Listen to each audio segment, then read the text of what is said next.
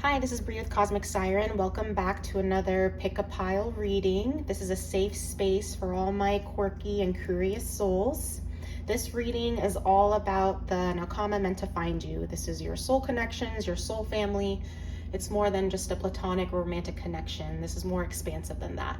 So when you're ready, go ahead and pick between Chopper, Robin, Usopp, and Zoro. Take all the time that you need, and when you're ready, I'll get started with pile 1. Hi, group 1. If you're here, you chose Chopper. We're going to be diving into the Nakama meant to find you. So we're going to look at the energy of your soul tribe, your people that are coming your way. We will look at the core of their personality, their emotions, the hidden layers to them, their minds, the way they communicate, and their public image, the way they show up in the world. And then we'll look more into how you'll feel up like during the connection, what will be going on in your life when you make this connection, how can you open up and shift your energy to receive this connection. We'll look at what makes this connection so special, and then just some closing messages from their higher self. And just so you know, these are coasters and I have the whole team, and I had these upside down. And when I shuffled the cards, I took whatever coaster that it landed on. So you got Chopper. And this will be the core. Okay. So we have 7 of Wands for the core. I'm just going to put these here so I can remember. And let's look at the rest of them. Okay.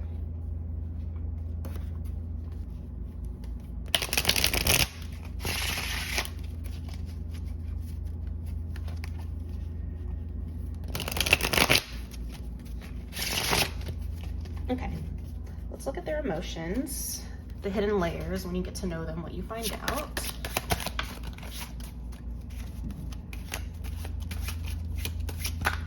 Oh God. All right, go here. We'll look at their mind and the way they communicate.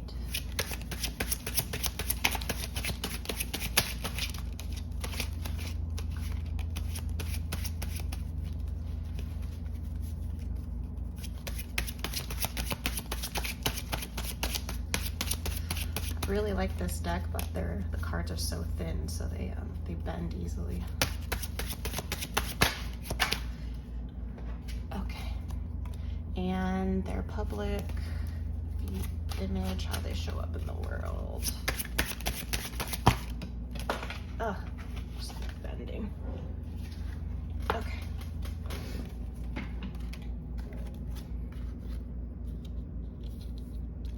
I'll have to arrange these better. And then we'll clarify with this deck their emotions, their hidden layers when you get to know them. All right.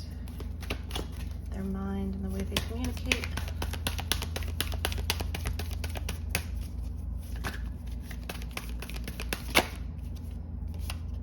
And 9 of Wands, or their public and how they show up in the world.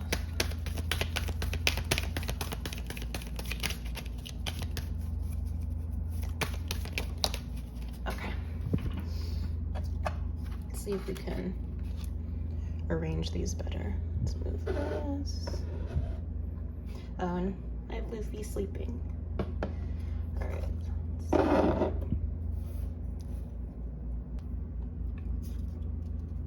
Okay. All right, first let's take a look at your core. So you got Chopper and the 7 of Wands. So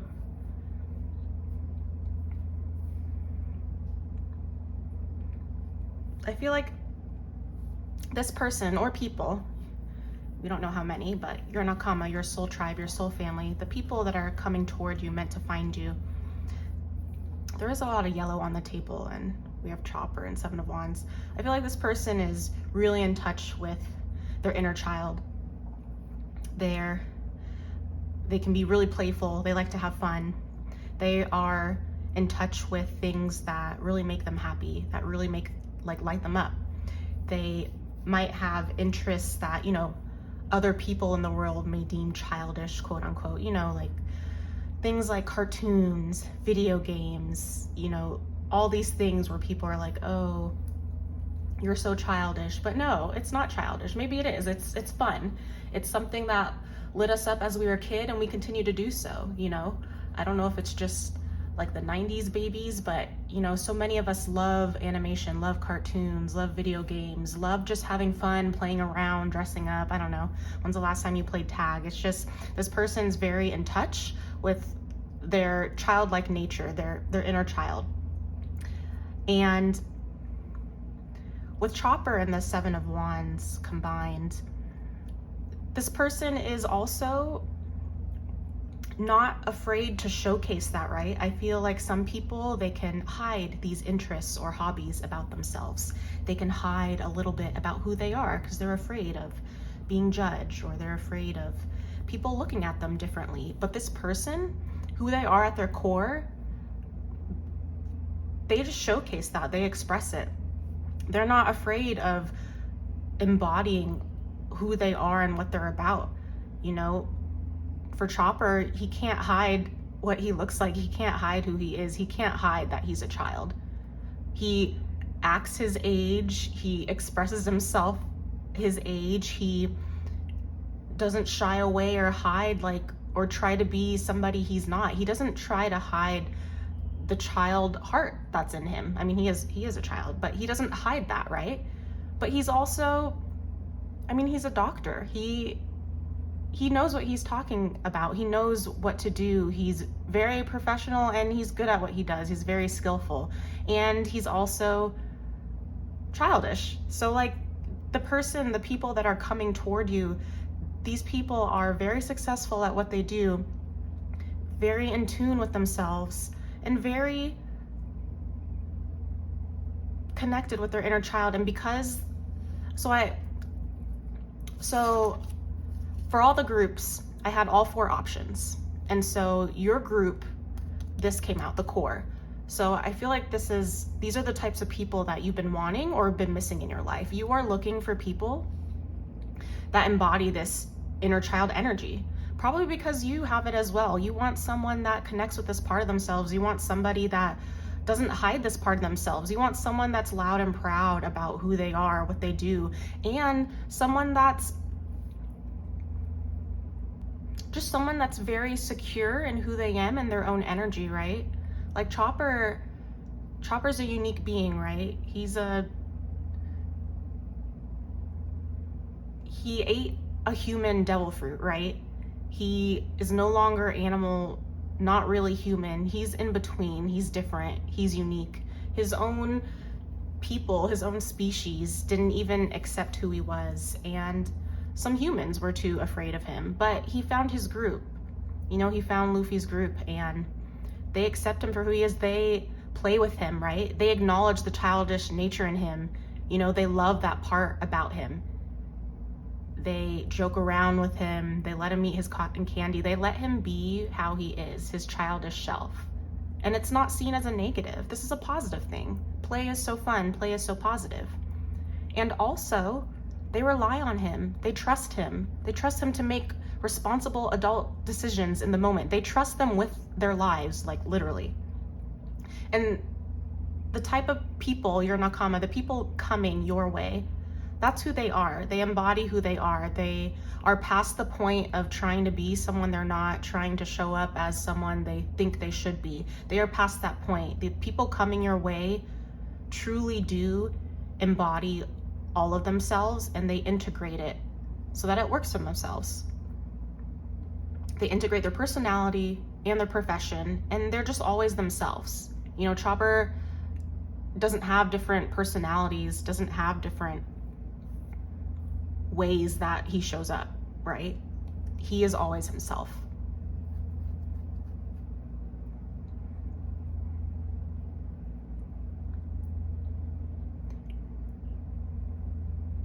And, we switched these. This is wrong.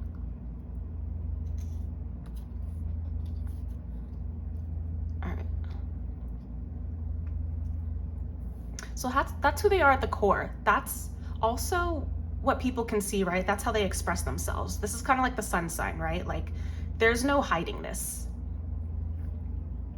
Once you get to know them more, once you talk to them and you start getting to know the hidden layers underneath them, how they handle their emotions, this is what this is. And it's Queen of Coins and Seven of Coins.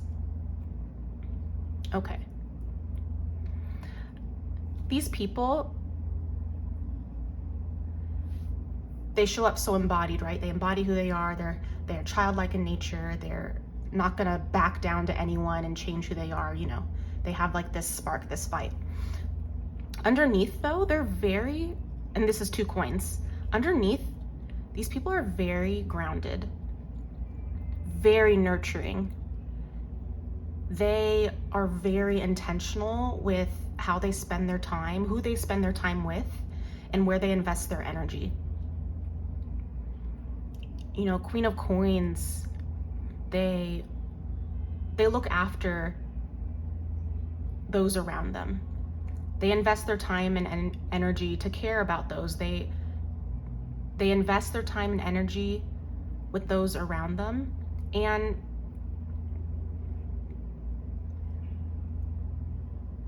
the Queen of Coins energy is somebody that really naturally like wants to help and nurture others. You know, I always get this feeling of like more of a feminine maternal instinct, right? No genders here, just more of that feminine maternal energy instinct. It's someone that supports others, someone that takes others' inputs, and they're able to use all of that to build a successful and abundant life for themselves and for others. With the Seven of Coins, you know, this person really does put in a lot of effort and attention toward their goals for the sake of others. You know, in this story with the nettles, I forgot exactly what the fairy tale is called, but in this story, I believe she's a sister. Her brothers get turned into these swans, these geese, whatever they are. And the rule is the curse that was placed upon them. She has to nettle, like, was it clothing or shirts? Whatever it was. She has to nettle clothing or shirts together. Use the nettle. You know, it's painful, but she has to do this. And it takes time, right? It takes years for her to do this. Is it 7 years? I believe so. But she also can't, I think she can't speak about it either. I'm not really sure, I forget. But that's the gist of the story. And it feels like this is the energy of like, you're doing so much work, you're putting so much time and effort, and you're wondering, is this it? Like, is this gonna work? I only have so much time. I think she has like so much time to get these shirts done, whatever it was. Oh, maybe it was 7 days. 7 years seems like a long time. Whatever the story is, you can look it up. But she's successful, right? She puts in the time and effort. She's successful. She helps and supports others. This person with the Queen of Coins and the Seven of Coins, they are very, very who they are, their emotions, their underneath layers. They like to invest time. They like to invest energy in, you know, their connections and their relationships, right? This isn't the type of person that, you know, they can get along with people and make, you know, loose connections and network, things like that. But who they are underneath their emotions, they really like to invest their time and energy. These are the people that like to have like deep, meaningful relationships. They like to spend time getting to know someone. This isn't just a, hey, I'll see you every month at this event or something, you know. This isn't the type of person that's like, oh yeah, let's catch up at a bar every so often and we'll see each other that way. This is the type of person that really enjoys like deep connections, which makes sense, right? If you're here on this channel or attracted to this video, like Nakama, you want people that are with you for more, right? This, you know, there is benefit and like enjoyment with meeting up with people for activities here and there, or just seeing people occasionally. Like, yes, there's value in that. But if you chose this group, if you're here, you want more than that, right? You want those deeper connections. You want longer connections. You don't want someone that you just see for a few months or even like a year and then they're gone for whatever reason, maybe moving, the connection just fizzles out. You want the long haul. And this person is the type to do the long haul, and they invest in it. And that's what's great. They will give back to you. You're not going to be the only one reaching out and trying to form a connection. This person at their core, or this person, like how they are underneath their emotions, like they want to invest this time with you. And in terms of their like emotional body, how they handle emotions, how that shows up, they're very consistent. This isn't going to be someone that is like a roller coaster of up and down. They have a very consistent energy. They will be able to communicate with you. And it is also a slower energy, right? This is coins, right? 7 of coins, and it will take time. They are willing to build with you. It does take slow, healthy time for them to open up. This isn't like they're super, super closed and they're afraid, but it is, since they are looking to invest in these deeper relationships, they are intentional with how they're opening up to people. When they meet you, they will meet you where you are. They will be open to wanting to connect, but it also will take them some time just to slowly open up their hearts to you, slowly open up themselves to you. And I feel like it'll be at a good, healthy pace. This isn't someone where you're going to need to pry from them. This isn't someone where, you're waiting and wondering, if they trust you. It's not that. It's just, this is someone that takes a little bit more time to open up, as opposed to, maybe you may be the same way, or it may be easier for you to open up a little bit at the beginning. For them, it just takes a little time. Once they know that you're in it for the long haul, they will open up slowly. In terms of their mind and communication, we have death, and we have 4 of wands in reversed. Okay. Yeah, this person, I think this person's very connected with obviously their selves, right? They're into their inner child and they express themselves, but I feel like this person is very connected to things outside of themselves. With the mind communication, the death card energy, Scorpio energy, I feel like this person is very in touch with like their spiritual side. I should do like a spiritual group. Like, that's okay. I feel like they like discussing those topics of like transformation, death, things that are like deep or like weird or different. It's like, some people don't want to talk about death. They're afraid.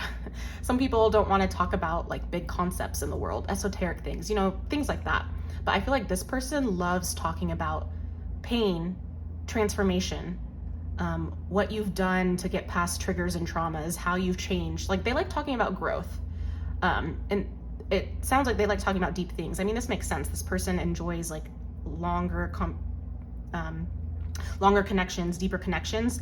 Also mentally, they want to talk to you about that. It's like, some people you meet, you can connect on different levels, right? Emotionally, mentally, physically, spiritually, whatever. This person seems to want to connect on all levels. And this person is the type that can talk to you about those things. Like, if you don't have friends right now, or people in your life, lovers, connections, dynamics, where, you just want to talk about what's going on in your week or your day sometimes. Sometimes you're just like, hey, this thing happened to me. I was feeling anxious. These were my thoughts. I'm trying to figure out how to get through it. Or maybe you did get through it and you just want to like talk out loud your steps. This is the type of person to do that too. I have this, this reminds me of, I made a friend at work, and she's very spiritual. So it worked out well. We talk about astrology just all the time. But all we talk about, we're just like, hey, what happened? Did you feel the energy of the moon? Like, what emotions were you feeling? What did you let go of? What new energy did you bring in? What happened in your life? Oh, how did that make you feel? Oh, what past trauma did that connect with? What thing happened in your childhood that reminds you of that. Like, we literally talk like that as if it's a normal conversation. It is a normal conversation, but what I mean is it's not some like heavy, deep thing where we're like depressed and sad. I mean, they can talk like this just like right now, like I'm talking to you. It's just like talking about the weather, talking about TV, talking about the next One Piece episode. It's literally, they like to talk about those things casually, and not like casually like they're throwing it away, but I just mean like it's easy for them to talk about that stuff because it's just another topic of conversation. They just like to connect on those types of topics, and you can too. And it doesn't have to be a painful, deep experience. It can just be conversation, and that's how they like to connect. That's how their mind works. That's how they like to communicate. With the Four of Wands in reverse,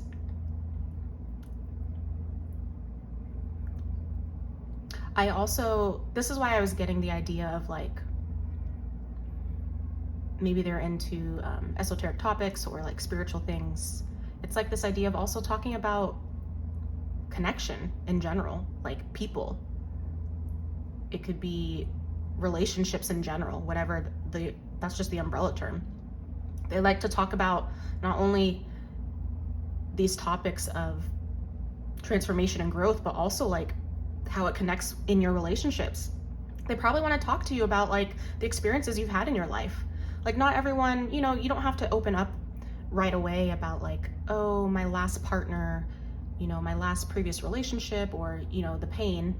But they do enjoy talking about that. You know, some people, it's like, some people don't like talking about other people, right? They don't want to hear about your other friends because maybe they feel left out, or they don't want to hear about your previous relationships because they might feel jealous, you know, depending on whatever the dynamic is.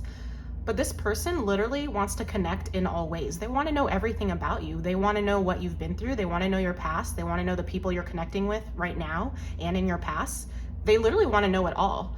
And this is just an expansive person. Like, they actually truly want to get to know you. You don't need to do it in one setting, but the way their mind and communication works is they just really like talking about connections, relationships, what happened in your past that didn't work out. You know, with the Four of Wands reverse, were there relationships that, you know, really affected you, really impacted you, like really left a scar on your heart? Like, they actually want to know that. They want to talk about that. They want to talk about, you know, it's interesting, it's in reverse. They want to talk about things that have maybe where you felt a little broken down, and that, what did you do to build yourself up and change? You know, with the death energy, it's transformation. Like, what did you do to transform that pain into healing? What did you let go in order to transform and shift? They want to know those things. They want to know like what your values and perspectives are on like home, relationships, you know, romantic, platonic, or otherwise. They want to know all of that, and they want to know which ones like left a sour taste in your mouth, and what did you do about that? Like, what are you trying to build right now? You know, they want to know all of that. It's a very interesting person. I want to talk to this person. And let's see how they show up in the world, their public view. So Knight of Wands and strength, fortitude. So this is interesting. I feel like the energy that they give off is a lot more like fiery and passionate than like maybe when you start to get to know them. Oops. It's just how they show up, right? Like, even this energy, it's like they fight for who they are. They're not afraid to back down. You know, that they're their inner child. They're fun. And Knight of Wands, yes, this is like go-getter. I'm gonna do what I want. I'm gonna follow my passions. Like, this is a great energy. It is more passionate. I wonder if their sun sign is like a fire. It doesn't have to be. Like, I'm just getting more fiery energy like out there. So it could be Aries, Sagittarius,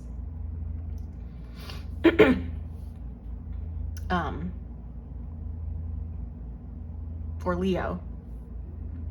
Doesn't have to be, but those are the fire signs. This person, how they show up in the world, whatever goals they have, whatever dreams they have, whatever ambitions they have, they go after it. Like, I'm thinking about like that Aries energy. It's like, I'm gonna do what it takes to go after what I want. Like, these Aries people that I meet, like, I always like, oh, I wish I aspire to be like you. Like, when they have a goal, they just go for it. They're just, I'm just gonna do it. I'm just gonna try this, this, and this, and I'm just gonna go. I'm just gonna take a step. You know, and some people like me, we overthink it, right? We we think like, oh, I need to have these plans in place. Like, let me think about this more. And then we're waiting too long a little bit to take action. This person, how they are, how they show up in the world, they take action. And it makes sense with this Seven of Wands energy. They take action toward what they want to do, what they want, and they're not shy about it, right? And so, you know, how this person shows up, you know, I wonder if they came toward you. You know, this is movement. This is the Knight of Wands. I wonder if this type of person, like, since they do go after what they want, like when they meet you, and we'll get to that later in the reading, but I wonder if they come toward you and they're like, hey, let's connect. Like, hey, I want to talk to you.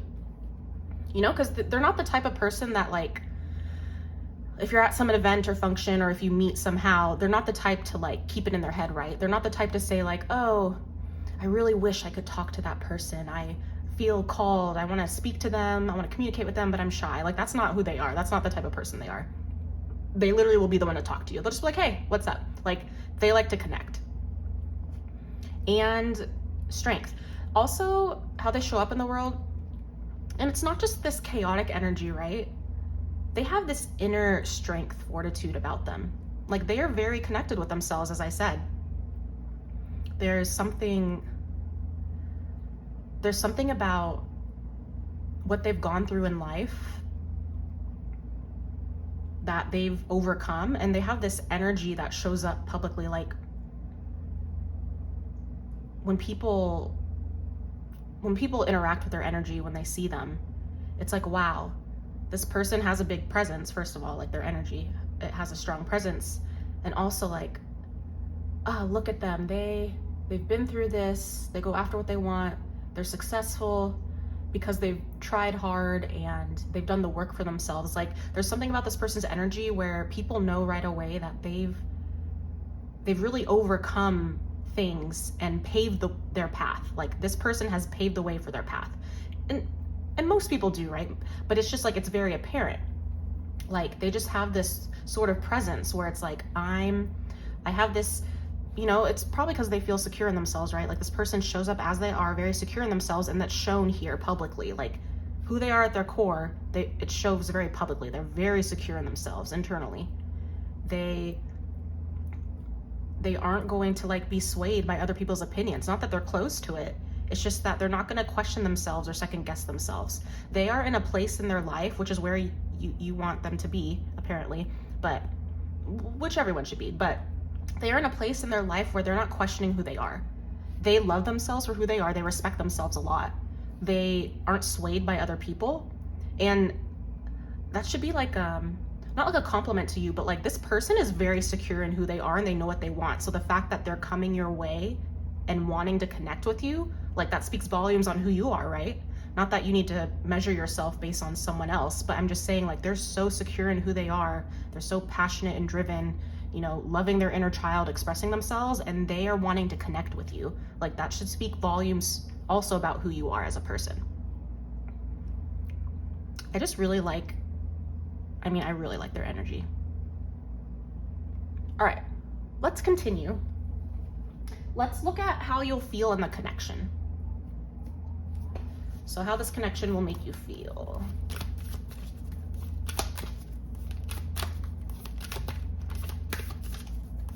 All right. So we'll pull 2.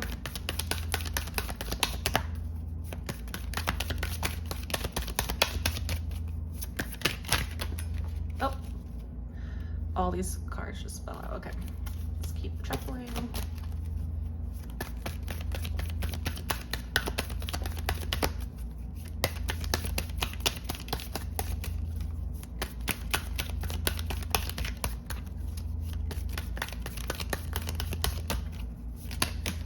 Okay. Got I am authentic. Oh, all right. And I trust in divine timing, yeah. And then we'll pull 2 more over here.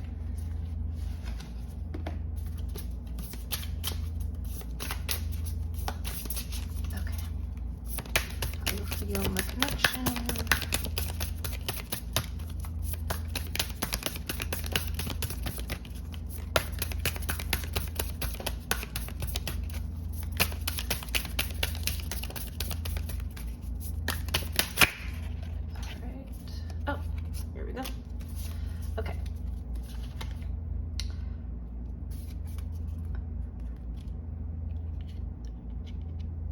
So mystery and effort. Perfect. Okay. Okay, so I am authentic, 37, and I trust in divine timing, 27. Yeah, I feel like, so there's Leo here, so could be Leo, just more fire energy. But in the connection, you're gonna feel like you can be yourself, right? Because this person is so secure in who they are and they don't back down and they're just unapologetically themselves, you know, not in a bad way, just, you know, they express themselves so authentically. It helps you do the same. Not that you don't, but like you are really gonna show up as your authentic self in this relationship. Sometimes, like, you know, on our own, we can be ourselves, right? We can be authentic in any situation. Sometimes, depending on the people that we're with, the energies that we're with, it's hard sometimes to express certain parts of ourselves, right? Maybe if you have friends, partners, lovers, family, or whoever that maybe they don't understand certain parts of you. Maybe they think, I don't know, maybe they think anime is weird or something. Not that it is, of course not. But, you know, there's like, and then maybe you like don't talk about anime with them because they don't get it, right? And you don't need to talk about all your interests with everyone. I'm just saying, like, there's parts of you that you can't express. And if you're on this channel, if you breathe anime like me, like for me to not talk about anime, that's just like a huge part of myself. It's fine. It just, you know, it doesn't feel good. And your Nakama, like, they understand you, they get you. And so that's just an example, right? It could be anything. But you can like really express yourself authentically, like every part of yourself with this person. And that's really beautiful, right? Like there's value in our relationships where, you know, we connect certain ways and we're able to express ourselves certain ways, right? But this person, like, you're really going to be able to express all of yourself. And, you know, that's, I'm not gonna say it's hard to find, right? We can find who we want to find. Like, we deserve to have those relationships, but maybe you do or don't have that type of person in your life. Maybe you do, but this is just another one. But I mean, that's amazing, right? You can express yourself internally and outwardly, like just as you are, authentically. And that's a great feeling to have, like, this person respects, cares, loves me, wants to spend time with me for my authentic self. And that's beautiful, right?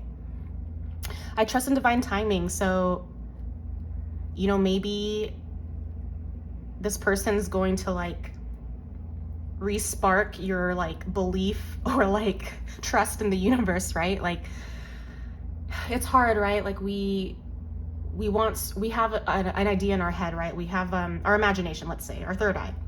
We know, right, what we want in relationships. Well, hopefully you know what you want. And if you don't, go write it down.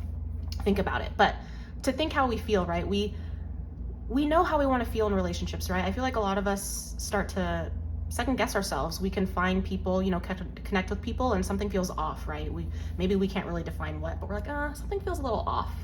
It's not even like a hugely bad concern or good concern. It's just like, something feels off. I don't really feel really deeply connected. I don't know. You know, you just start second guessing. You're like, yeah, but there's nothing wrong. Like, they seem cool. We connect. Like, you know, we can start like second guessing ourselves. But this person, when you meet them, you're going to feel deeply connected. As I said, for all these reasons, you're going to feel very connected to them. You're going to feel like, oh my gosh, we were meant to find each other. This is my Nakama, of course. Like I said, this is my soul group and my soul tribe.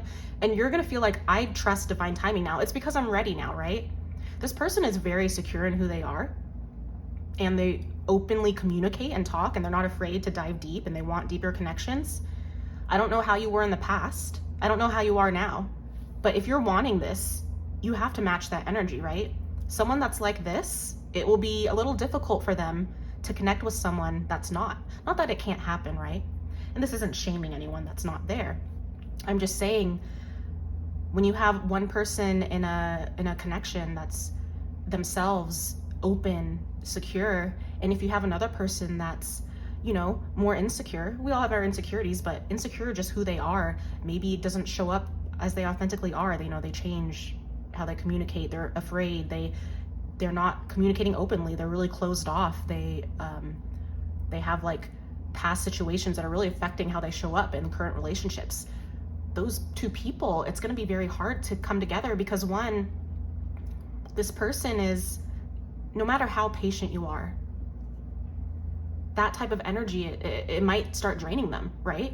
or they can't spend as much time with you. Like, it doesn't matter how much they tell you, like, oh, I want to connect with you, I care about you, let's hang out, and if you're over here stuck in your fears and traumas, and you haven't done some healing work to meet them, it's going to be hard for them, right? They may pivot, they may go somewhere else to other people that are ready. And this isn't about right or wrong, right? It's just aligned, right?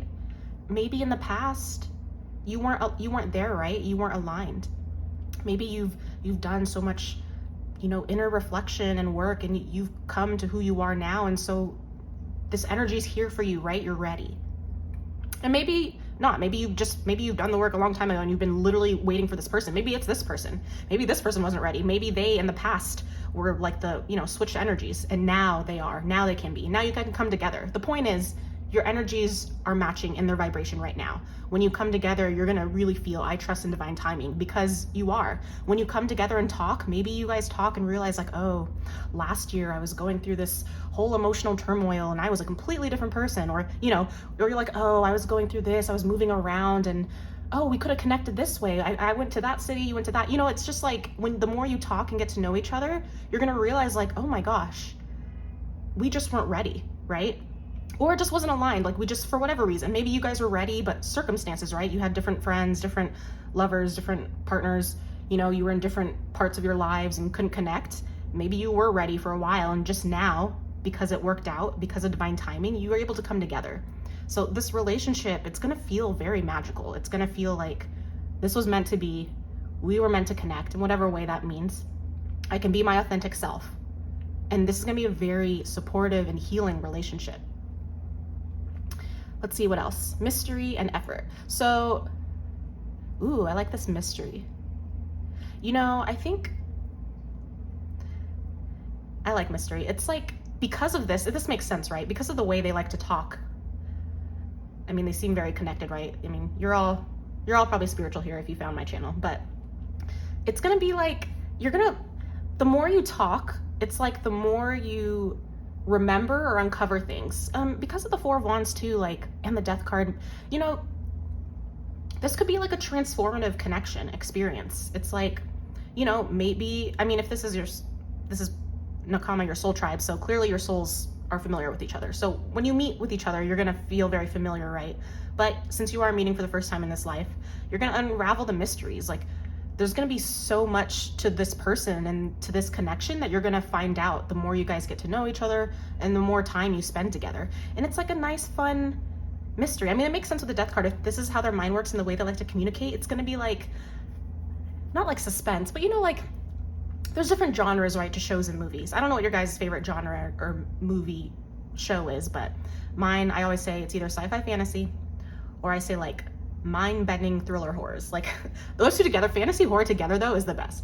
But it's gonna feel like a mystery. Like, this relationship, I don't know how your other relationships feel, but it's gonna feel magical. There's gonna be some mystery to it. You're gonna unravel things. It's not gonna be like so clear and straightforward. Like, yes, it is, but also like, oh, like, I want to get to know this person more. Like, oh, there's so much more to this person. Like, there's so much more to this connection. It's gonna be like, the universe is surprising you on how the connection is going to play out. Maybe when you meet this person, you're like, oh, wow, I feel very drawn to them. I connect with them. It'll be interesting what happens, right? It's like an open energy. So I guess what I'm saying is, don't define the connection when you meet, right? Because Nakama can mean anything, right? Like, obviously in One Piece, it's like, I don't know why I don't like saying ride or die, but that's the phrase that's coming to me. It's like, these people, this group of people, they came together. They really will, like, die for each other. They're living together, they're exploring together, they're achieving their dreams separately and together. Like, they will do anything for each other. And what does that mean? That could be a friend, that could be a romantic partner, that could be chosen family. That, who knows what that could mean, right? Like, you don't know. And that's the mystery. Don't try to control or label what the connection is when you meet, because it's more expansive than that, right? Like, yeah, it could be a friend, it could be a best friend, it could be a long-term friend. Yeah, it could be a romantic partner, it could be a partner, it could be one of your partners. Like, who knows what dynamics you're in. But it's just like, let the universe surprise you. Like, enjoy the connection, right? Your souls are already familiar with each other. Connect, enjoy it, and just like, have fun, And effort. There's gonna be mutual effort, and this is just what's so nice. you are gonna feel, I just feel so good. Like, I feel like if you're taking a nice warm bath, but you have like candles and like, not spooky music, but like, well, maybe. It's not scary, but you know, it's just like, it's like mysterious, maybe mysterious, spiritual, spooky music. And it's like, it just feels so good and also so interesting and unique.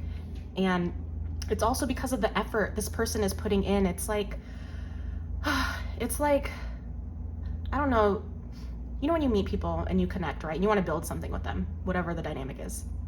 And you want to match their energy kind of, right? Like you reach out to them, you connect, you talk, you know, whatever that is, texting, social media, whatever. And you ask to hang out, and maybe you do.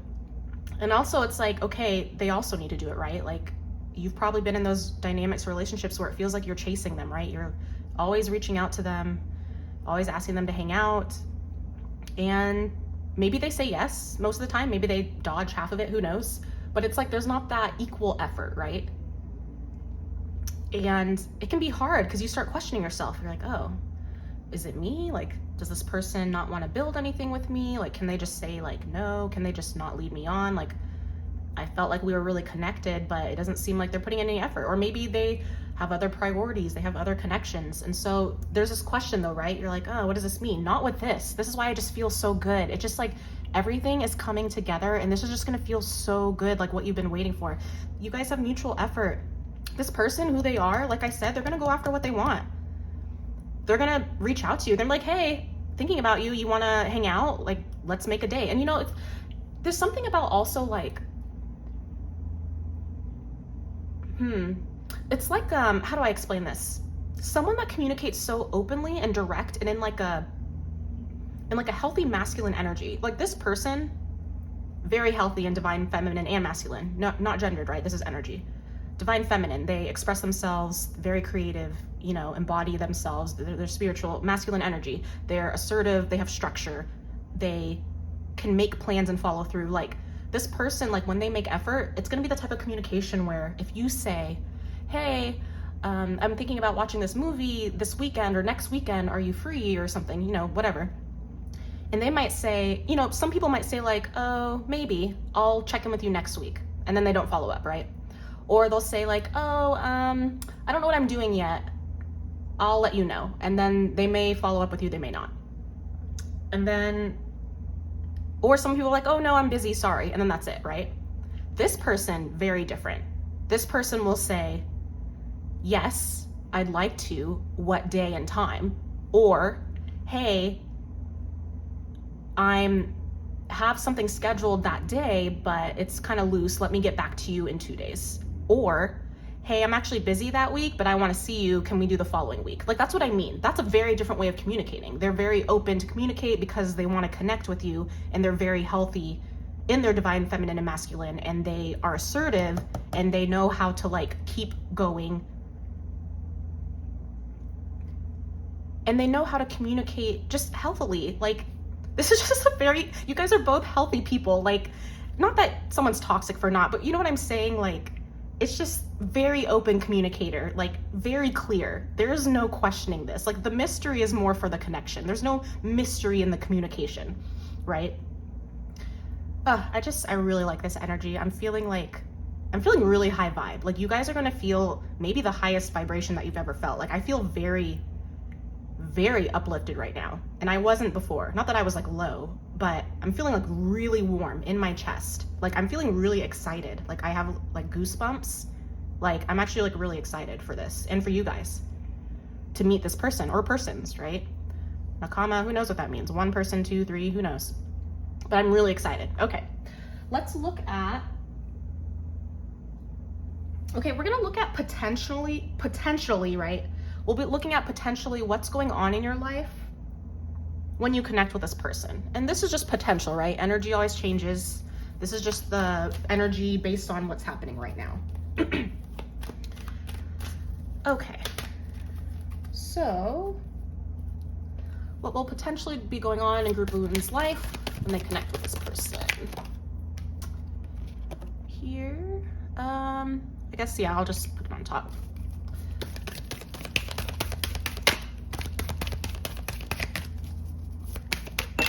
Oh, all right. I was supposed to only take one more, but we're just gonna take all this, so that's fine. You guys are getting a lot of 7s. 7, I think another 8. 7s and 8s. So 7s or 8s might be significant. Oh, what? There's another one? Well, we're gonna take it because whatever. Okay, wow. I was only supposed to take 2. This is way more, so we're just gonna go with it. Queens. Okay.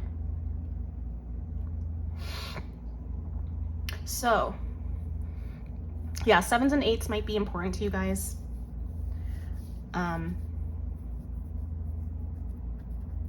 I don't do timing predictions. I don't really do those well. I guess 7 and 8 could be like months, but I'm not really sure. All right. Could be July, August, but that's like now, so who knows? But who knows? Okay, so what could be happening potentially in your life when you meet this person? So, yeah, this is going to be a time in your life. I mean, it could be now, right? Like, who knows? I'm just gonna tell you the energy of what's going on, right? So this is a time where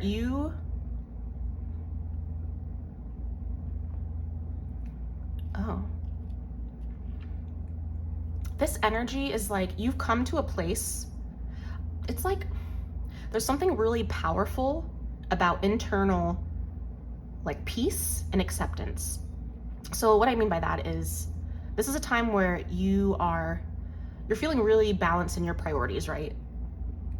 Like between your friends, I should just say relationships, which include friends, romantic dynamics, whatever, work, personal hobbies, responsibilities. This is a time where you're going to be feeling very in control of what's going on. You are very intentional with where you're spending your time and energy, right? You're going to be feeling very balanced. Like this time of your life, you're going to be feeling very balanced and more at peace with where you are. And with the 8 of chalices, this is a time where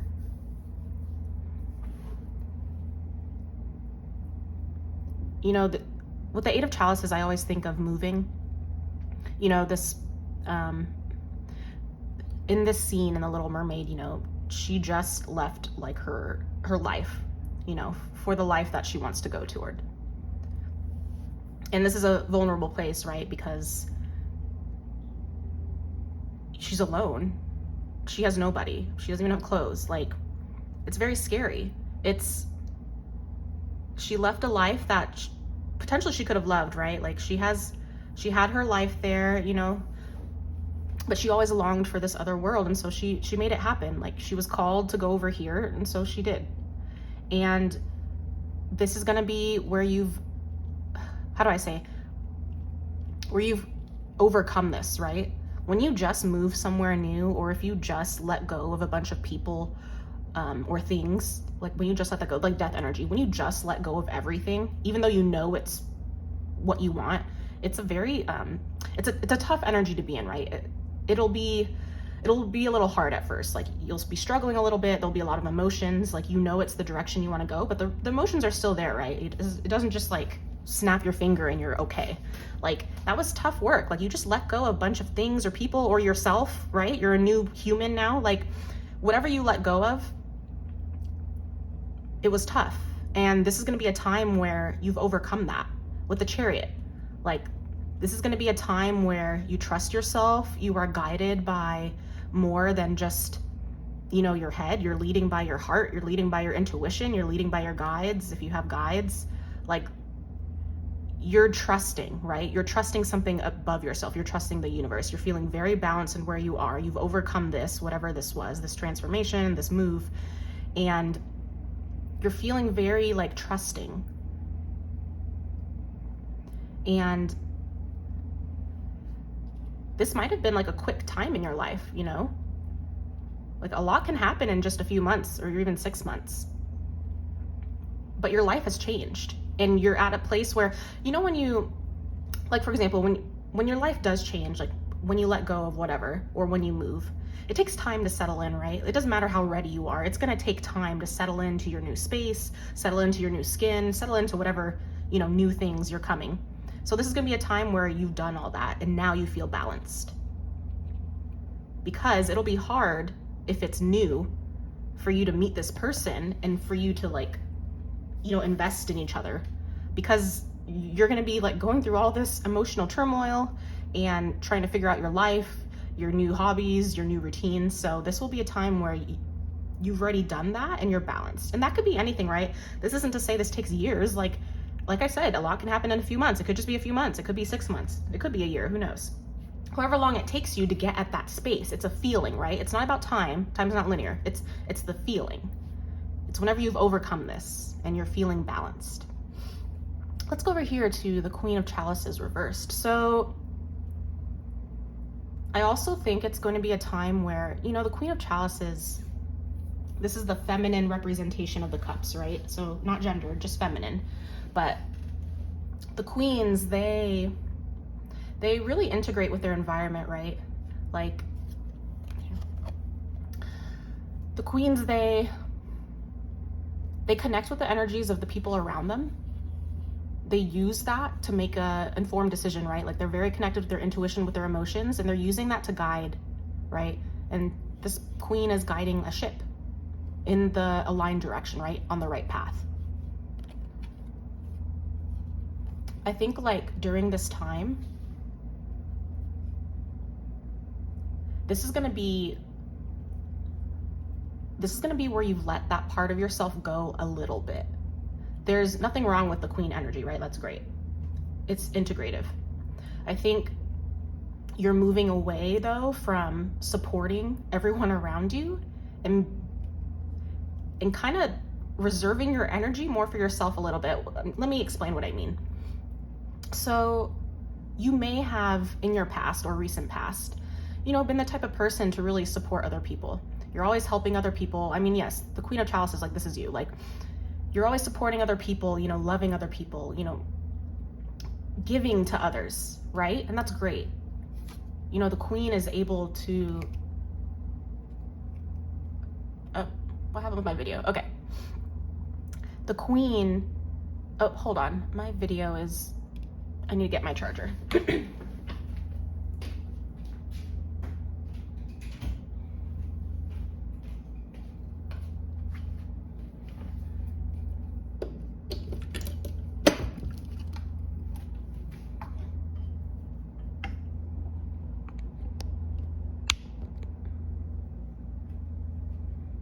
All right, I plugged it in. All right, so with the queen, both the queen and king master their emotions, right? The king is more, they're on their own, right? They're not taking any input from anyone else. And it's more like the masculine energy. The queen though, the queen has mastered their emotions, but they also they seek to use their environment and the energies around them to help make a decision for the good of all, right? Which is great. That's amazing. I think at this space, at this place in your life, you're reeling that in a little bit. I think, with this balance, I feel like it's at a place where you're at a point where you're being more intentional with your energy, right? You probably already are, you're probably working on that, but you're not so focused anymore on supporting others. Yes, you're very caring and loving, and you continue to do so in all of your relationships because that's just who you are naturally. But at this point in your life, it's going to be a time where you're deciding to invest more in yourself. Yeah, you're still connecting with others and supporting others, but it's not going to be a priority for you. It's going to be at a time where you're okay, I'm now deciding to balance my own self-care, my self-well-being with the rest of this, right? I think a lot of people can, when they think about the responsibilities or their life or what they need to balance, it's always about others, right? It's whether that's friend, family, partners, and then it's work, and then it's responsibilities and hobbies. you want to make sure you add the category of, okay, but myself. And I feel like this is a time, especially with this going on, whatever you let go or moved or whatever, this is going to be a time when you meet them where, you know, you're balanced, you've overcome all this transformation. And also it's because you've decided to reel in your energy a little bit so that it's focused on yourself. And that's very important, right? Because I feel like this person or persons that you're meeting, like they do that as well. They do that already, right? So I feel like it's just because you're matching that energy. And also this is important for you, right? Like when you're like in your own energy and connecting with your own energy and really feeling being in your own energy, then when you make connections and meet other people, like when you're like living your own life and loving life on your own, then you know what it's like when you are with someone else, and you can kind of compare, right? Like when you live your life and do activities by yourself, not that you have to, but you know, go to the movies, go to that concert, go to whatever by yourself because no one can go with you for whatever reason. Like live your life by yourself, enjoy your own energy, because then when you start connecting with other people, when you meet this person, you can really compare and be like, oh my gosh, this is what it feels like to be with this person. Like, am I drained by this random person? Not this one, but you know, a random person. Like, oh, this feels, when I'm alone during this activity, I feel so uplifted. But when I'm with this person, something doesn't feel good. You know, like that. Like you won't know until you're more on your own by yourself. When you meet this person, of course, it'll be like, oh my God, this is an amazing experience. I love being with you. Like I love being in your energy just as much as mine. And that's what's important, right? When you're like building connections with people, you want to love being in your own energy. And also though, when you're making deep connections with people, you should love being with their energy as much as yours. Otherwise it's just draining, right? All right, let's look at what you can do. All right, this is like a lot longer than I was anticipating, but that's okay. Let's see what you can do to open up your energy or shift your energy in order to receive. All right, let's see here.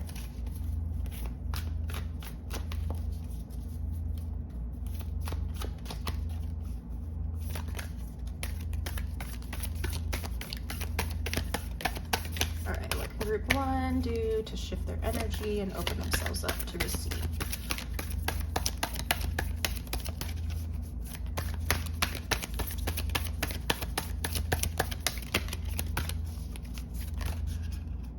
Oh, oops. All right, here we go. So we got two light work cards. Luck. What opportunities and joyful surprises are in store for you? What can you do to align yourself to the energies of luck? And generosity. How can you practice generosity? How can you create win-win situations? How can you share and expand? How can you give and extend kindness to others? So these are both light work cards, so there's no shadow work for you guys to do. I mean, there's always work for us to improve and heal on our own, right? But you're already there, right? Your energy's already there. They're already there. It's just a matter of divine timing, right? And also because of the divine timing and because of the chariot, like I said, and feeling balance, it's what can you do to align yourself to the energies of luck? It's more like I was saying, like, go live your life.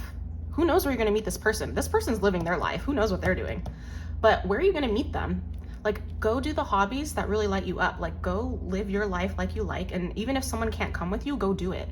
You know, for me, like, I've gone alone to several things now for whatever reason. And I've made like the most amazing connections when I was alone. And I realized like, oh, that's probably a good thing. Like a friend like bailed, or a friend like went out of town, and I was like, oh, maybe I won't go, I'll wait for them. But I was like, no, let me just go, right?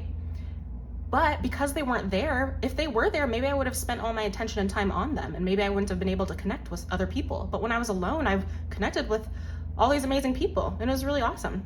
So not really luck, but divine timing, and open yourself up. Like, go alone to places and open yourself up to conversations. If someone catches your interest, or if you look at someone, you're like, oh, I want to talk to them, go talk to them. Just go say hi. And generosity. How can you practice generosity? How can you create win-win situations? How can you share and expand? You know, I feel like you're already a very generous person anyway, but share, right? Share yourself, you know, in a balanced way. Share and give, and gratitude, right? Like, just remind yourself of what you're thankful for. You know, I don't know if you guys imagine every day like the life you want to live. Like, that's great, like manifestation work, right? Like, you in the mornings or whatever, I don't know what you guys do in the mornings, but you know, in the morning, if you just like for a few minutes envision like the life that you want for yourself, envision the connections that you want and how you feel, like really envision it, imagine it in your mind, you know, and you can see what you see, hear, taste, touch, smell. But it can be pretty powerful, because then like when you're in it, you'll remember, right? And it will bring you to the vibration of where you want to go. But just generosity in general, like just share and give and expand. And maybe that will be a moment between you guys. Like, who knows how you guys will meet, but maybe you just being more open and sharing something with them, or them with you, will spark, right? That conversation, that connection.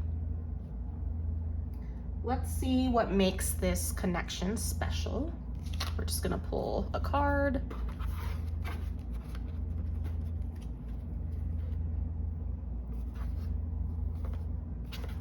Okay.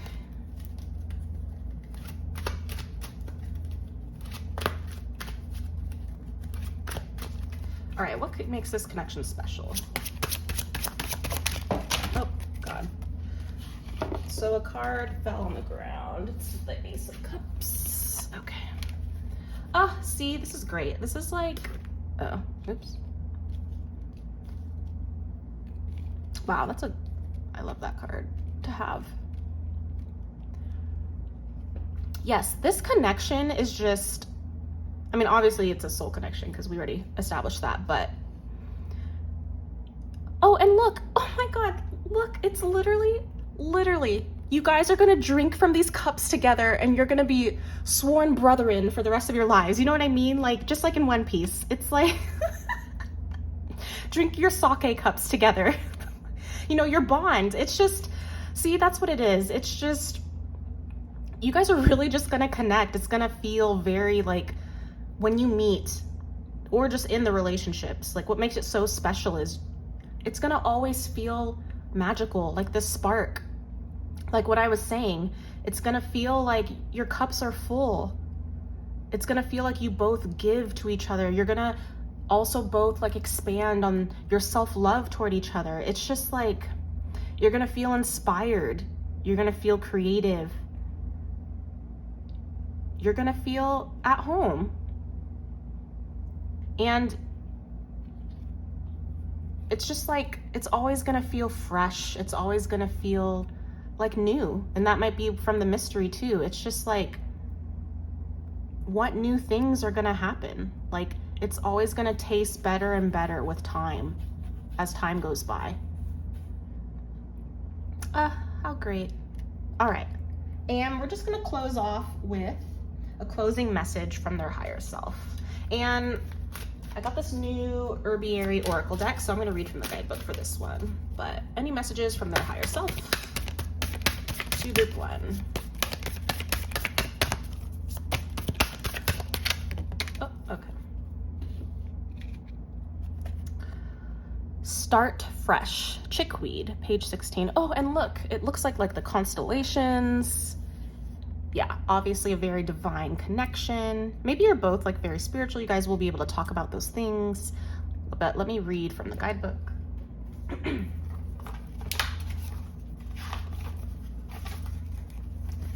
All right.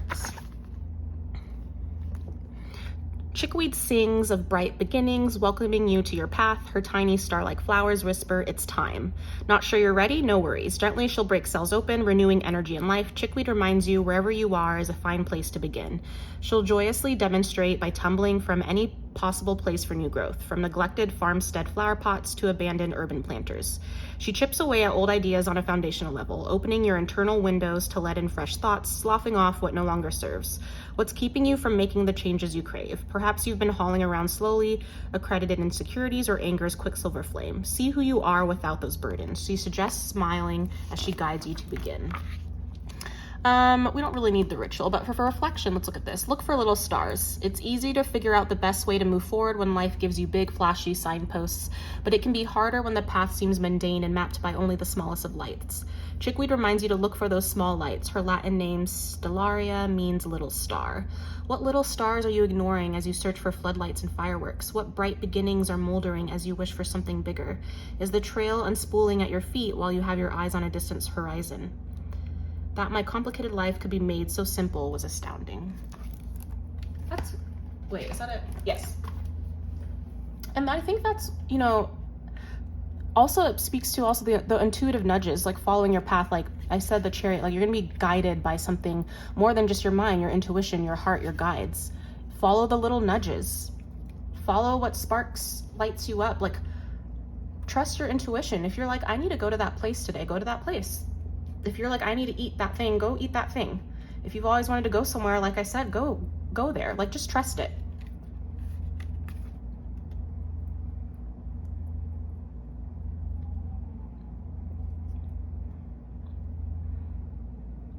And I think this is just another confirmation reminder, like, just trust in the universe, trust that there's something bigger than yourself, trust that there's things happening, outside of your understanding or knowledge that are bringing you guys together, and just trust that, and you guys will come together. All right, well, group 1, chopper group, that is it for your messages. Thank you for connecting with me. Take what resonates, leave what doesn't. If the reading resonated with you, if you'd like to continue connecting, go ahead and subscribe, like, or comment down below how this felt for you. If you want to have any personal readings, you can check out my website. I'll link the link in the description. And I'm wishing you guys all the best, sending you warm wishes and soothing hums. Bye. Hi, group 2. If you chose this group, you chose Robin. Just so you know, these are coasters, and I had them flipped upside down and shuffled them. So I just picked whatever coaster that the card landed on. So you got Robin.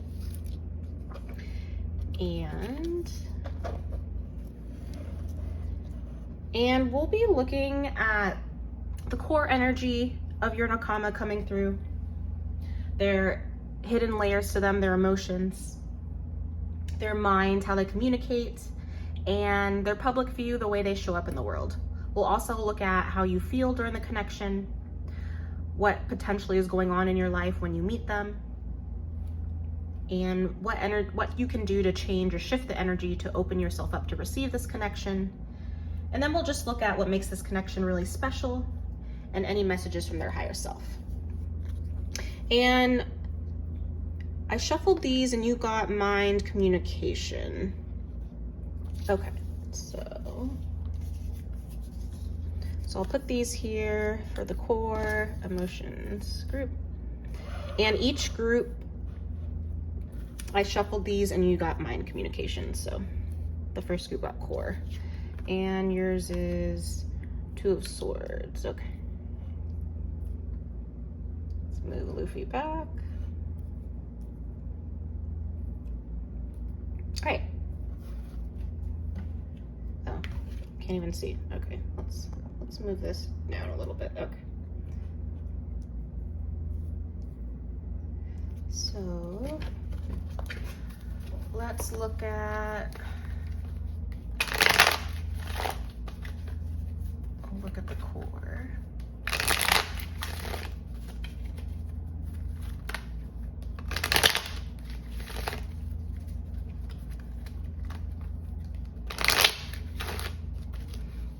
All right, let's look at the core, the Nakama for group 2.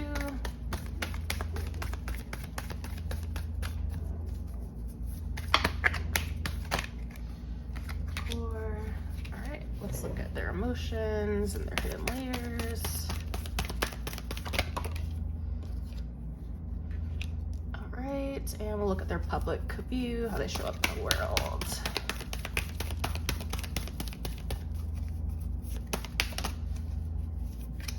Okay. Then we will do these.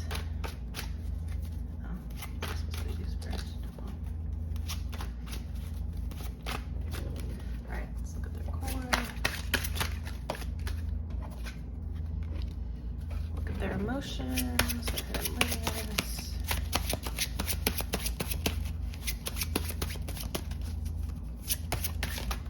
Oh my god. These cards are like so slippery, it's so annoying. I really like the deck, but the cards are so thin. Okay. And their public view, how they show up. Oh, all right. All right, let's see if I can adjust this a little better.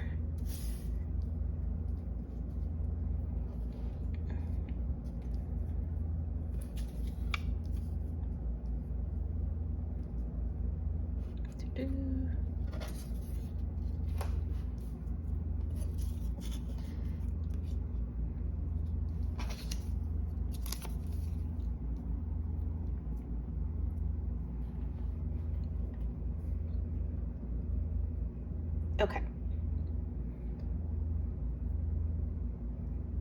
Let's start here for you because you got mind and communication. So I feel like you've been looking for people, connections, that you can connect with for mind communication more, since this is the main energy for Robin. Okay. Okay. So I feel like your Nakama that's coming through with the Robin energy for mind and communication.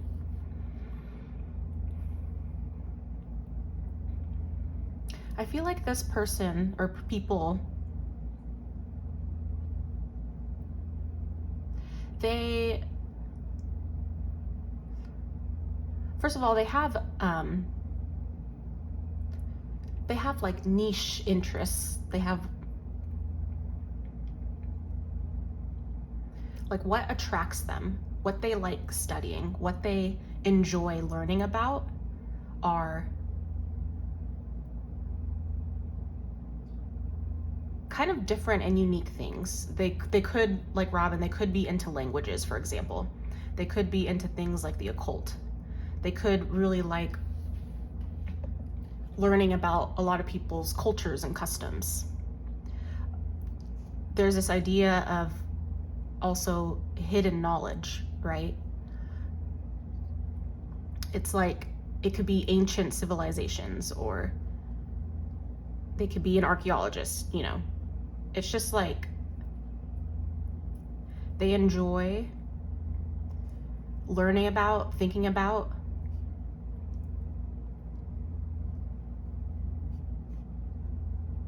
the hidden. And I don't know if you're interested in that as well, but they actually enjoy talking about it. I think some people can be afraid to explore the unknown, right? Explore things they don't understand. Maybe if it's not easy to understand, or maybe if there's not like a real science behind it or something, you know, they cannot think it's like valuable to learn or know, or maybe it's not relevant to their current life, so they don't want to know about it. You know, it's not something for them to invest their time in. But this person really enjoys and really values like learning about things they don't understand. They like exploring and going on like a mind adventure, right? Like they could like reading, for example. Like they just like exploring worlds and areas that not a lot of people understand or know.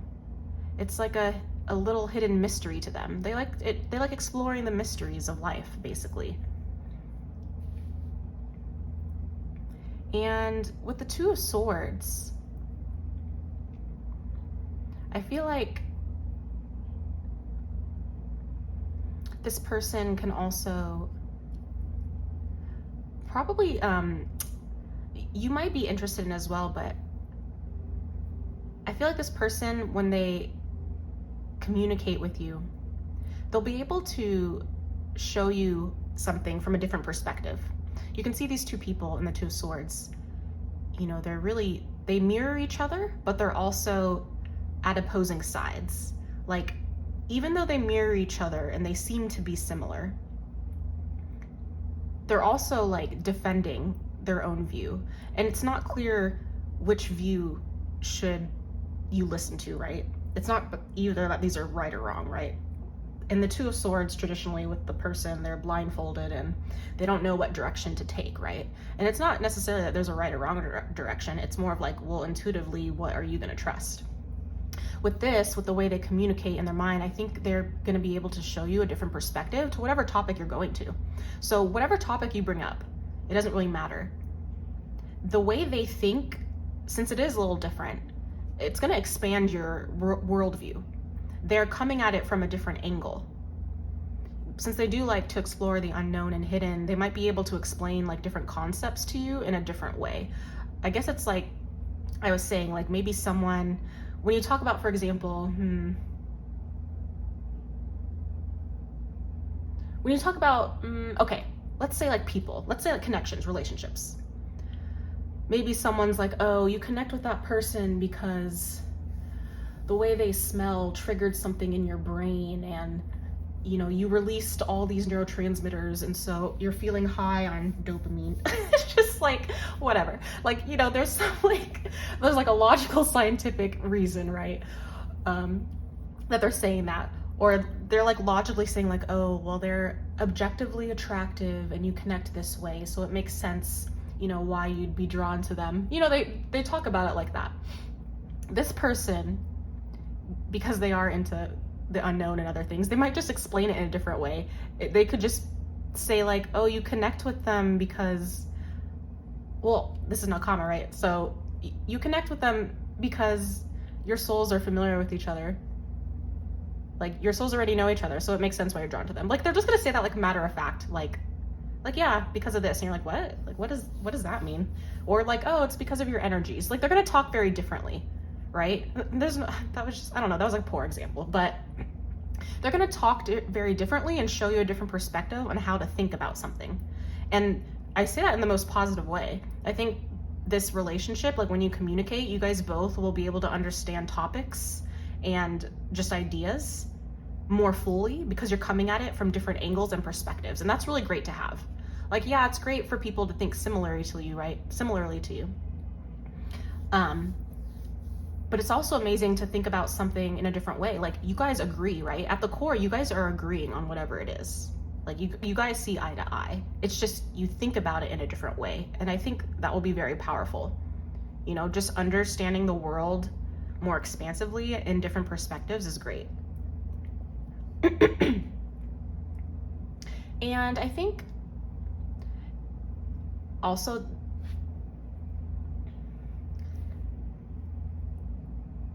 I think I'm not really getting a quiet energy. I was gonna say, you know, Robin doesn't talk that much, but I don't know if I'm getting that vibe from this person. So it's just the way they talk, the way they speak. It'll just be very different what they have to offer. And like I said, their interests will just be very different.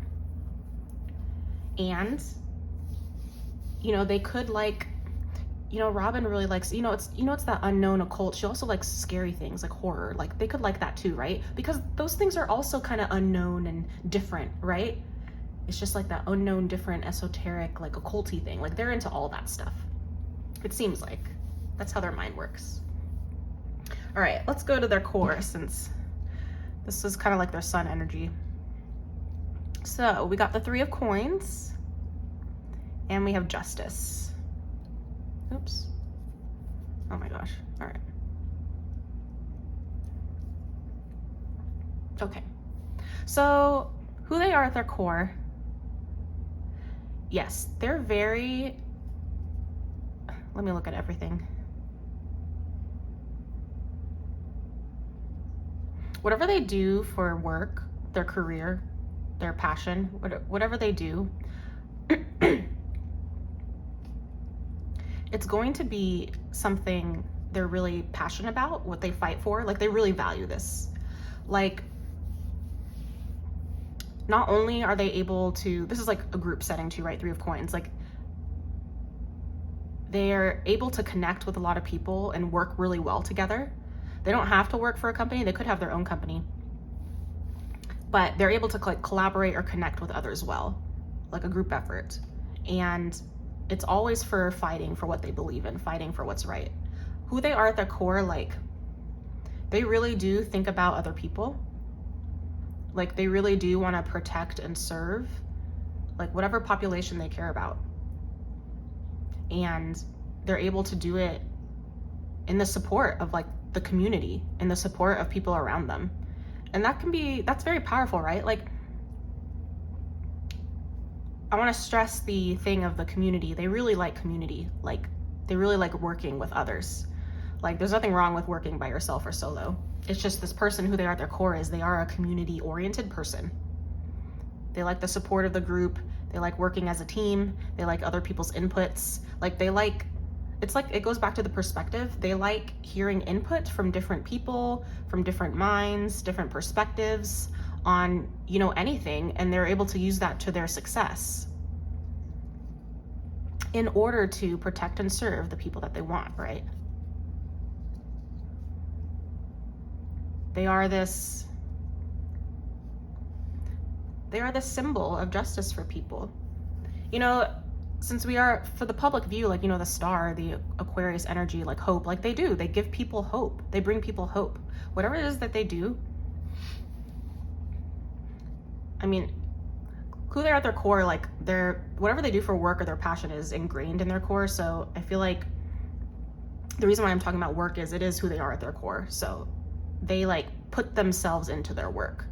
Some people, they can have like a career, a job where, it's just a job, right? I'm like, oh, I go to my job 9 to 5 and I come home, so it can support me and I do other stuff. Like, they don't define themselves as their job, right? But this person is who they are is also in their job. Like, it's together. Like, some people, it's just inherent in themselves, and that's who they are. And whoever they are, like Aquarius energy, like they are that symbol of hope, that beacon of hope for people. And it's unconventional, it's different, which makes sense with their mind. Like, they're very different and unconventional, like non-traditional with whatever it is that they do, like their perspective on life, which makes sense with their mind and communication because of what they're into and what they've learned, and because they're open to like hearing from other people's and perspectives. They just have like a great view, like holistic view on like life and everything around them, because they connect with so many different people, probably from a lot of different cultures, different upbringings. And this person,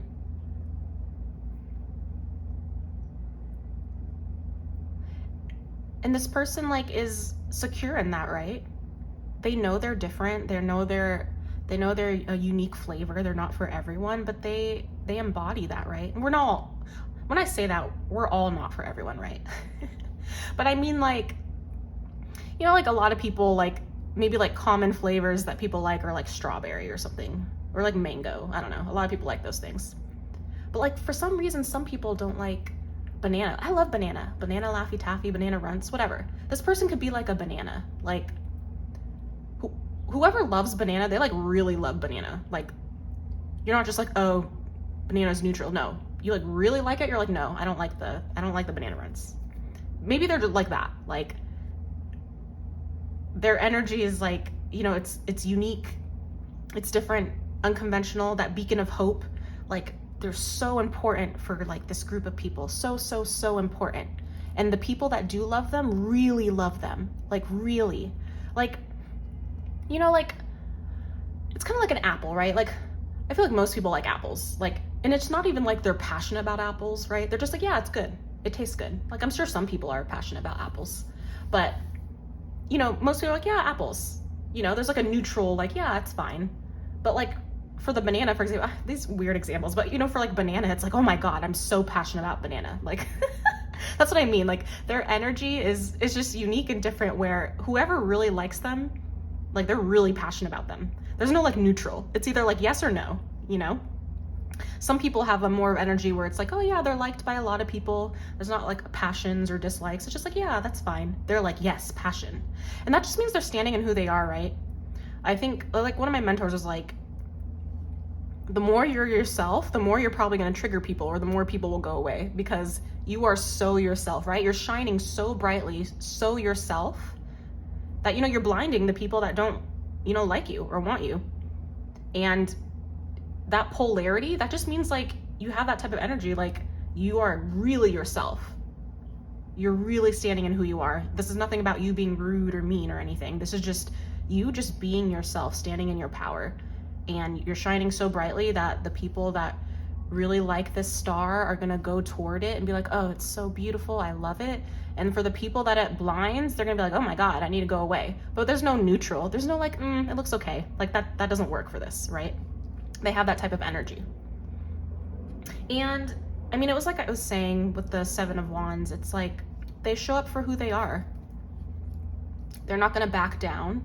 It's not like they have some really aggressive energy where they're like fighting people. They're like, oh no, I fight for what I believe in. How dare you, like some aggressive energy or something. That's not it. They're just really standing in who they are, and they're not afraid to be themselves, right? Like Peter Pan's himself, in touch with their inner child. It doesn't matter what people say, do toward them. They are going to be themselves, and they're going to stand by it. And that's who this person is, right? They don't do it on like a big level. It's just more internal. And I like that this card is here, Seven of Wands too. It's like, I also like the idea, like they do like to have some fun or healthy competition, right? It's like, I don't know, it's like, it's not like they're competitive, but you know, it's fun sometimes to kind of like play or be competitive with other people. And I think they enjoy that, like on a small level, right? They enjoy the social aspect. They enjoy connecting with people, hearing their perspectives. They probably enjoy like bantering, as like with this. They like hearing your perspective and accepting it, right? Because they like to use this to their knowledge. This isn't a person that is like always playing devil's advocate, right? This is not a person where you're sharing a perspective and they're always giving you the other side just to play devil's advocate. This is not what this is. This is more just they're able to enhance and enrich your perspective because they're just explaining it from their view to connect, right? They're just like, oh, this is how I view it. And you're like, oh, this is how I view it. And you're like, oh my gosh, that's so cool, right? That's what the energy is. But they can like bantering too. They do like to have fun and play. For the emotions, for their hidden side, like, so this is who they are at their core, right? Like people will see this. This is like their sun sign energy, right? Like, this is who they are at their core. They'll see this. This is like their public view, right? What they show up to the world, how the world views them, right? As this unconventional beacon of hope that cares for others, right? And then we already got mind communication. This is like, the more you get to know them, this is like what comes out hidden a little bit. Like not everyone will see this, right? This is like more for the people that get to know them more. We got the Knight of Cups and we have the Ace of Swords. I feel like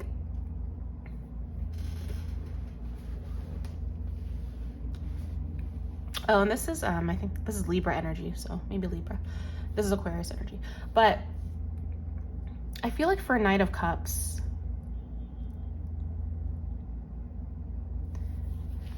yeah, we don't get that from everything else. The Knight of Cups, like, they are in touch with their emotions. Like, they're connected with their emotions, and they do have like this, they do lead by intuition. They use their intuition for clarity. Like they might not seem very intuitive on the outside, right? Like maybe, right? Depending on this, like they're very social, get along well with people, connect with people, they fight for what's right. Very unconventional, you know, star energy. So maybe, but this is really like, they're really in touch with like their emotions, love, intuitive side to make decisions, to help them set goals, to help them move forward. And I think maybe at the beginning you didn't really realize like how emotional this person is, how intuitive they are, and how they use this to make decisions. You might have thought they were more like, there is air energy here, right? You might have thought like they were more like analytical, like they really logically think things through, like, you know, they get everyone's perspectives, logically thinks things through, and they do, but they also connect like with their heart, their intuition, their emotions, and let them guide them. You know, there might be a more,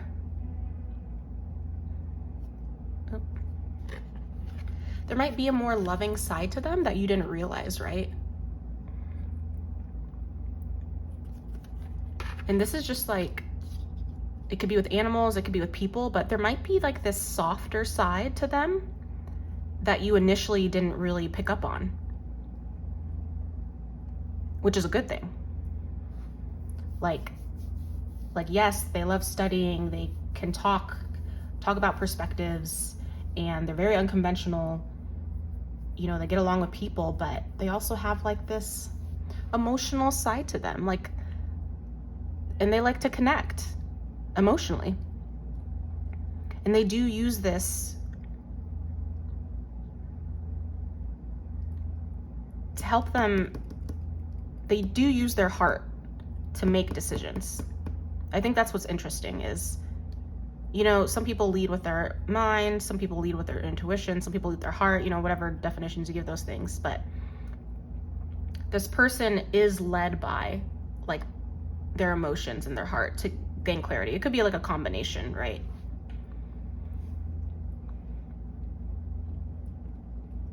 But I don't remember which exact placement the Knight of Cups is, but you know, water placements, Pisces, Scorpio, Cancer, could be important.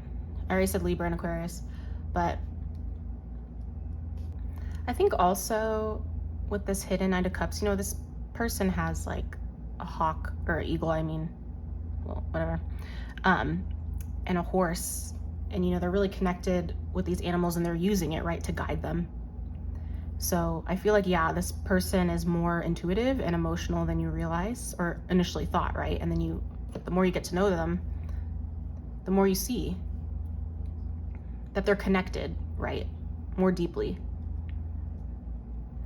It might have been apparent here as they're talking to you about concepts and stuff, but not everyone is still connected to their emotions and stuff. Like, I've met people that, you know, they think about things a lot, and we're able to have these discussions about, you know, perspectives on life and different theories on life.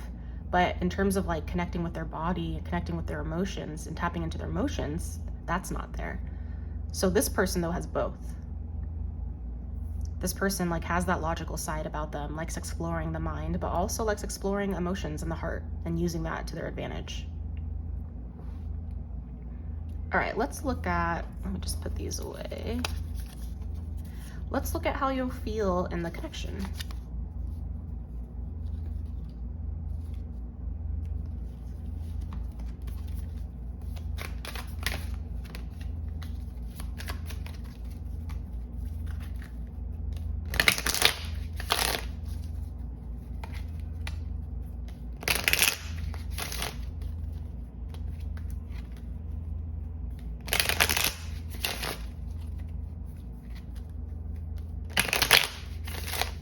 Okay.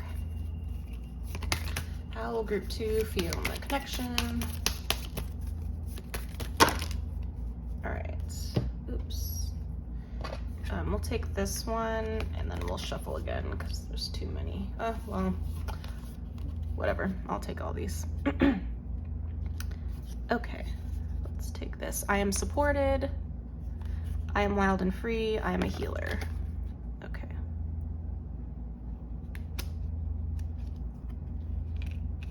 And let's look at these.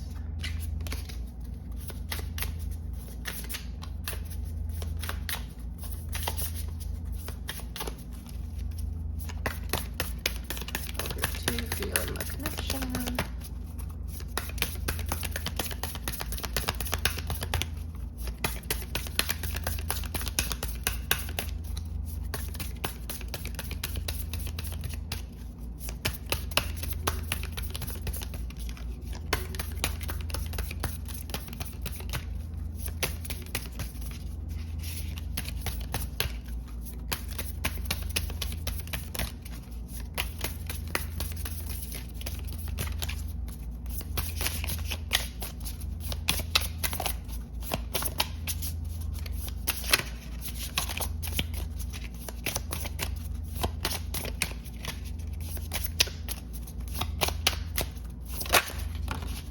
Okay.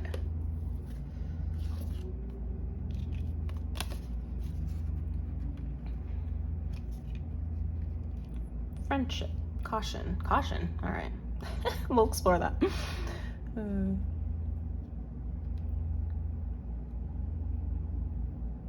Okay. Let's start with this. So I am supported. Got the number 4. Oh, wait. Is this number 9? 943. 32, 22, 23. Okay. So let's start over here. So for this connection, I feel, you know,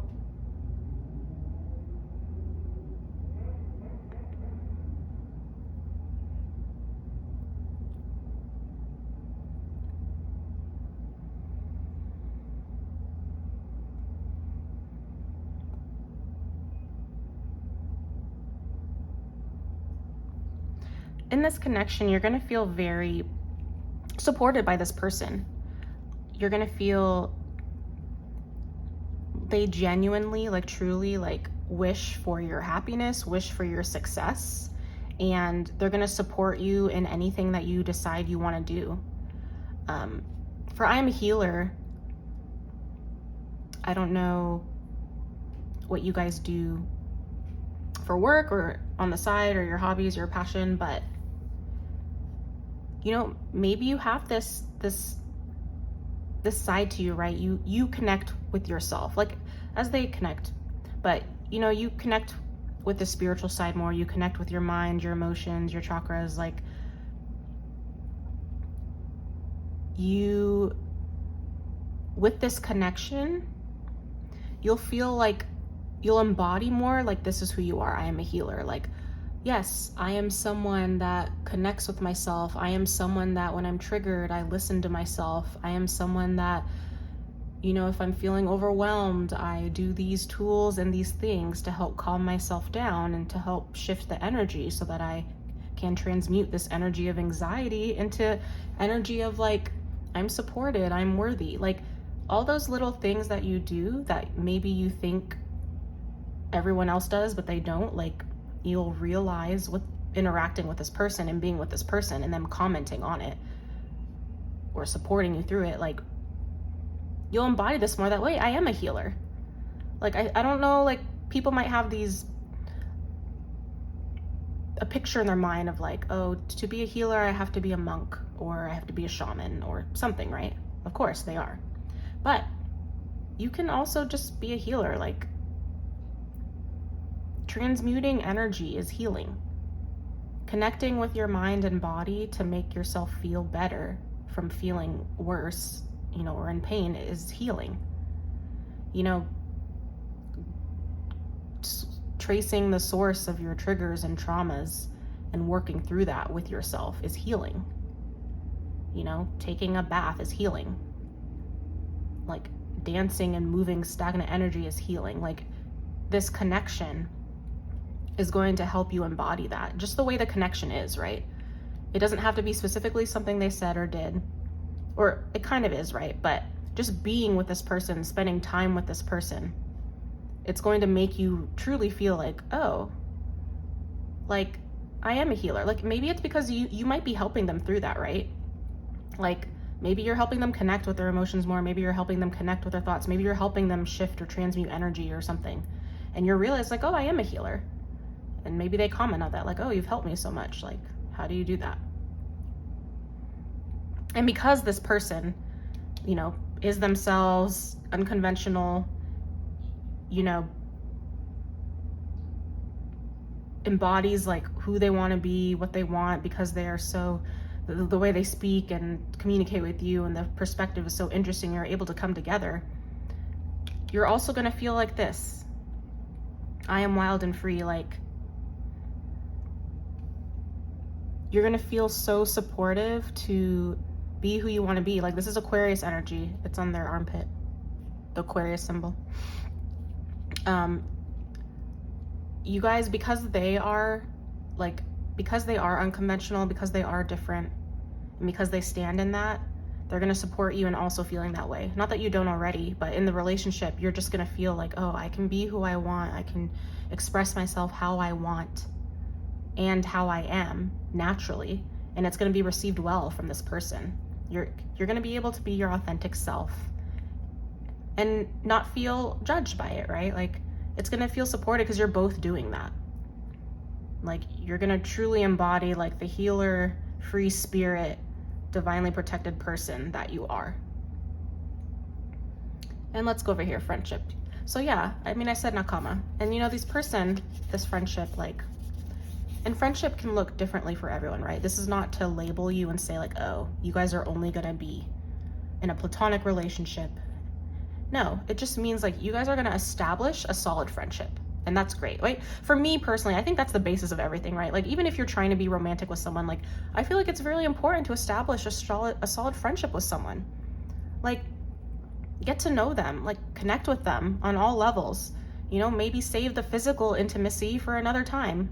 I mean, you can be physically intimate, just not save the sexual intimacy for another time. Like really connect with them, build that friendship, right? And there's stars here, right? They're soul connections, they're soul friends, they're soul family. And you're gonna feel that. You're gonna feel like you both have each other's backs, like you're both on a journey together, that you're both supporting each other. Like, and that's really powerful, right? To establish this friendship first is very important. And you know, friendship isn't, to me, like friends are expansive, right? When I say call someone a friend, like that doesn't mean like, oh, you're only a friend, like I'm friend zoning you. Like no, like friend's so important. Nakama, like friend means so much more to me, right? And everyone's friendship looks different, right? Your friendship could look like someone else's romantic relationship or someone's marriage, like who knows, you know? This is just basically saying though, like you're gonna feel like this person truly is a friend to you, like, and that's important. And it can go beyond that, but at the base, like this is gonna feel like a friendship. This caution, I want to clarify. I want to clarify the caution. Should I do a tarot card or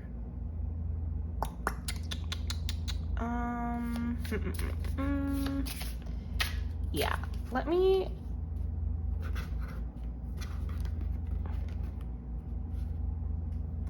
no, maybe I should do another. Okay, let me think.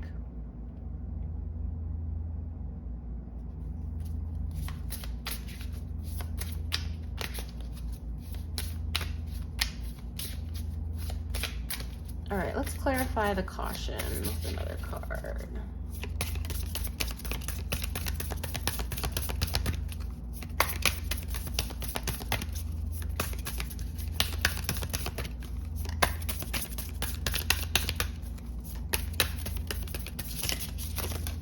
Oh my God.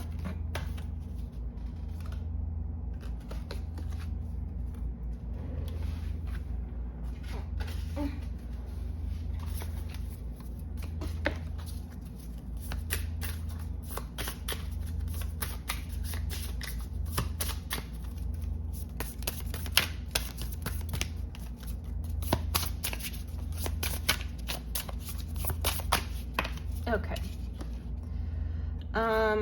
Codependency. Oh, all right. All right,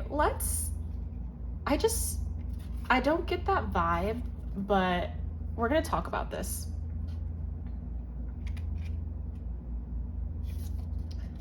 (22 and 32). Okay.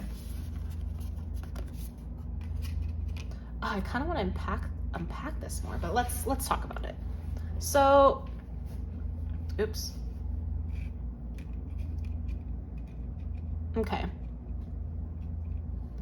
Now, I feel like once we get into more searching like what's going to be going on in your life and how to open up your energy, it'll become more clear. But let's just talk about this for a second. So with caution and codependency, clarifying it, just be careful.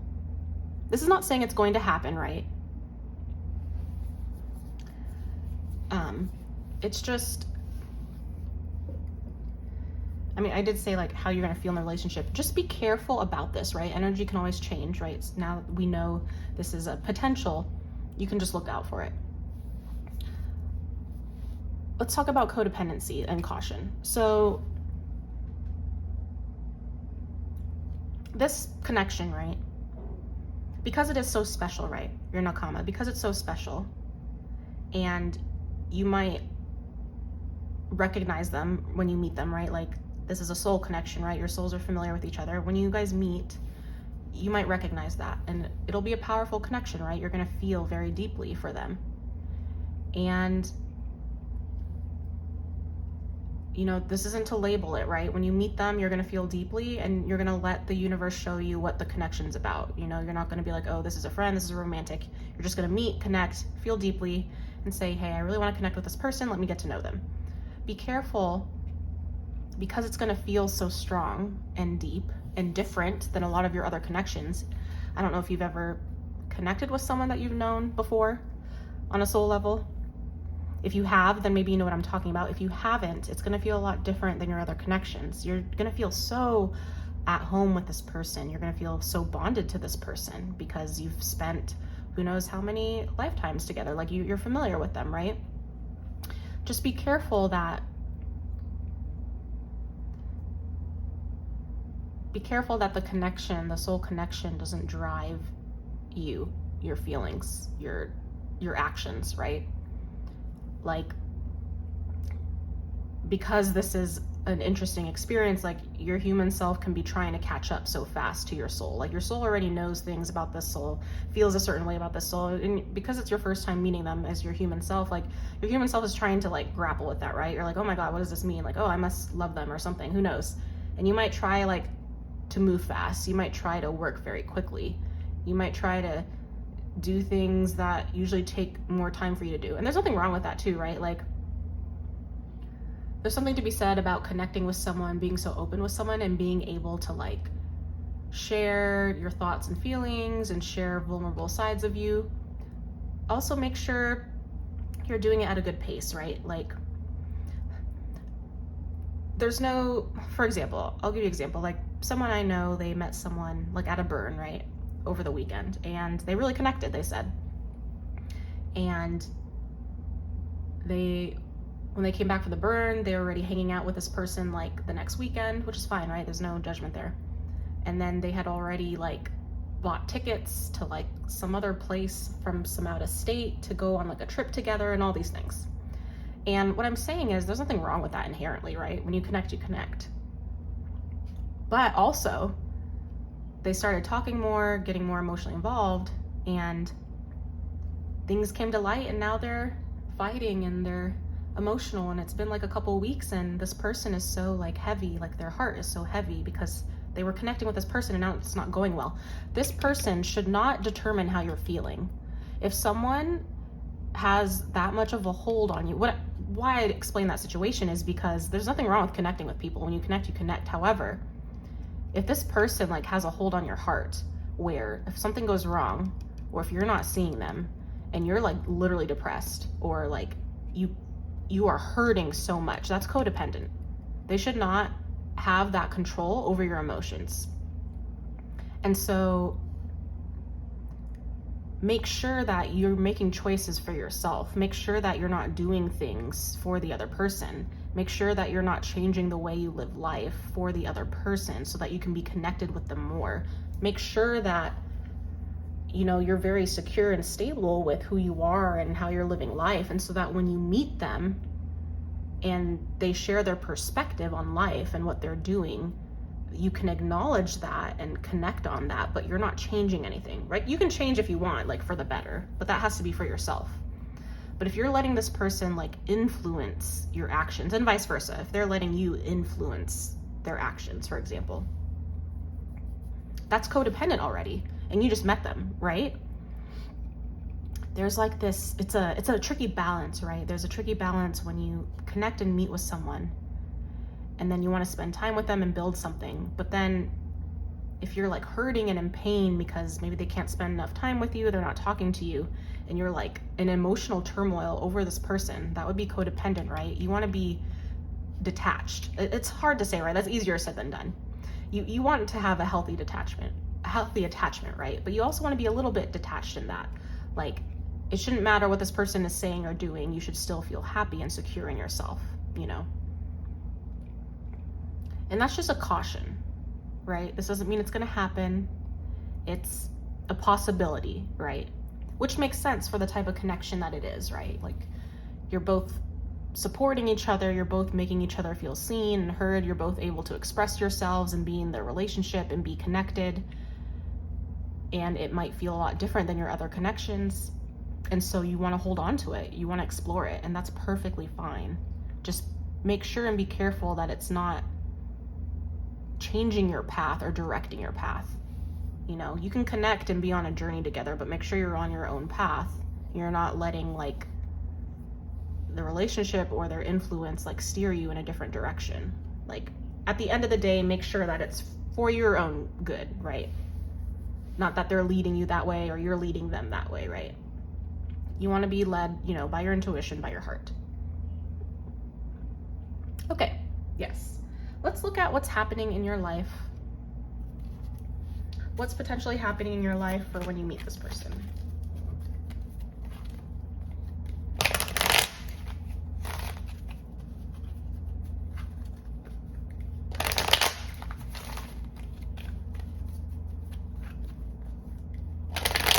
We have two 32s here, so that could be ages. Maybe.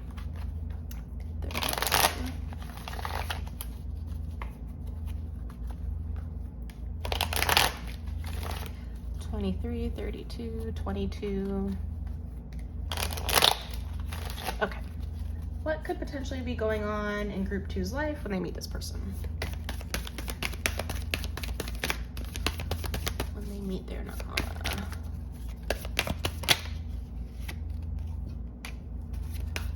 What could potentially be going on in group 2's life? All right, I was only supposed to take one more, but we'll just do that, so. Okay. All right, let's go. So we have the Page of Coins reversed, the 2 of Chalices, and then the 5 of Chalices reversed. Okay.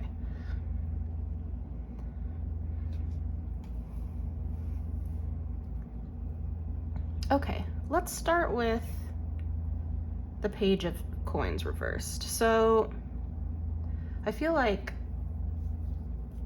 this will be a point where you might be on a new, this is either a new career opportunity, a new venture, something with your finances. It could be a new educational pursuit. Maybe you're starting a new program, but it's something about a new exploration, right? And this is aligned. This is an aligned exploration, a new path. It might not be like necessarily the focal point of your life. It's just like a new direction or path. I think the important thing that I'm getting is like, it's just new. It's like a newness. And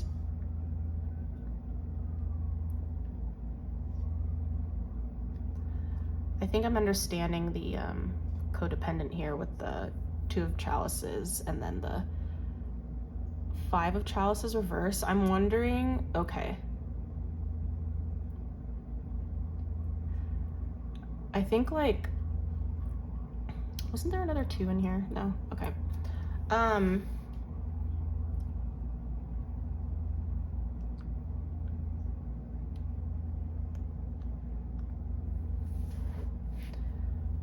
Okay, because this is in the upright,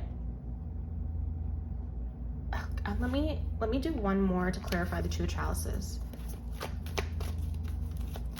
Let me clarify the 2 of Chalices.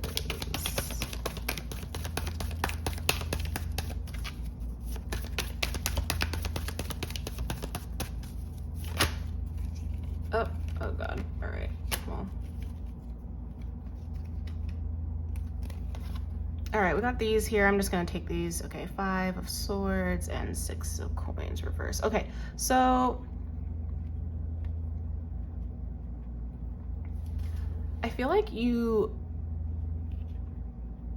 when you meet this person,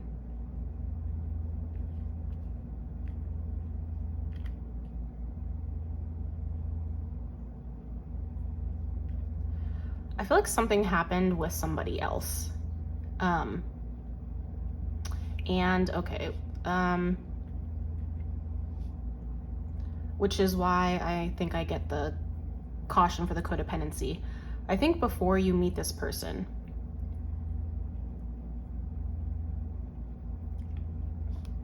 I feel like this is speaking to a different relationship. Before you meet this person, I feel like you connected with somebody else, and this could already happened already. It's just like before.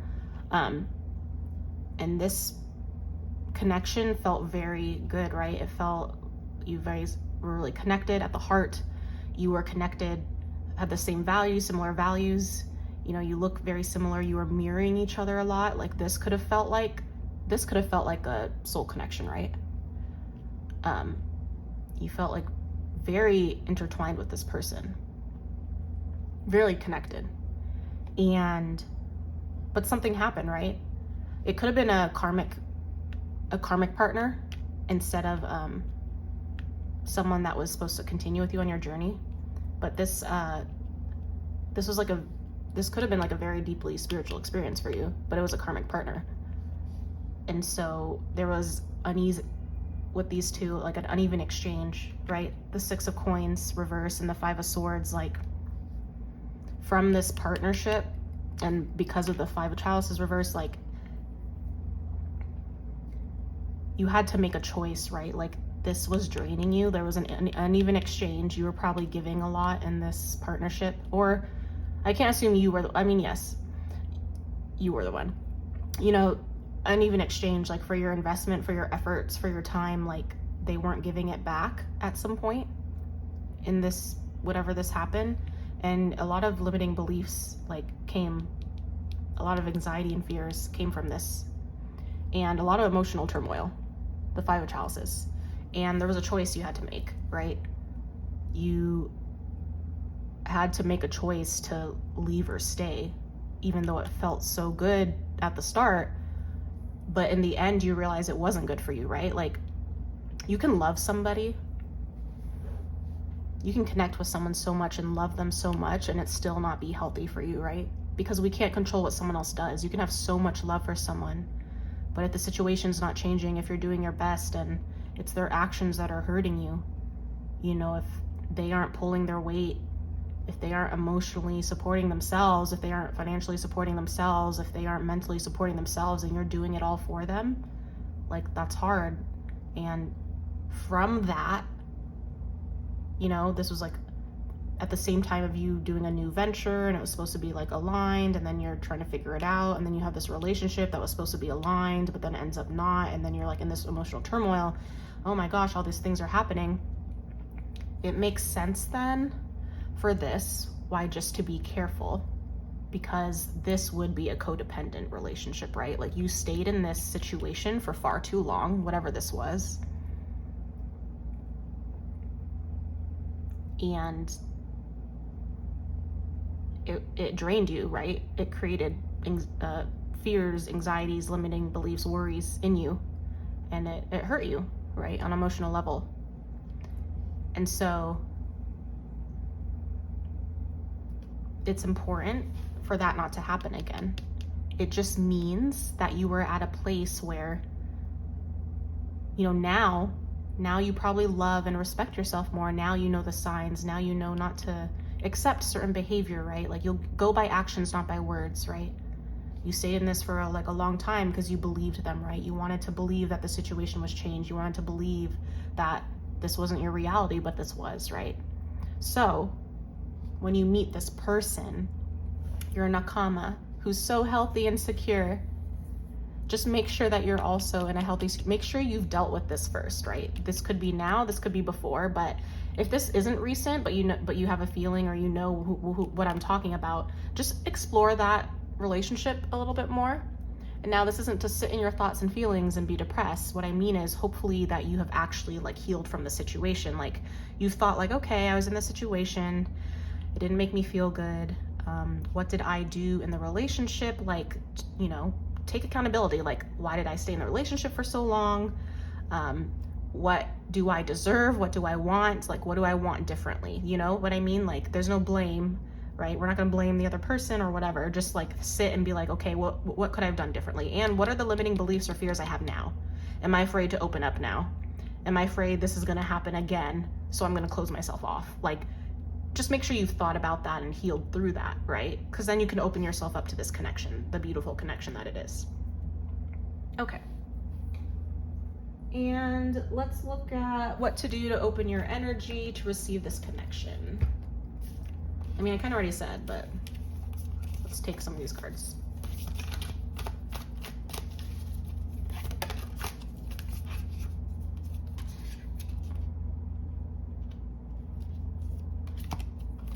Okay. All right, what can group 2 do to open themselves to this energy to receive?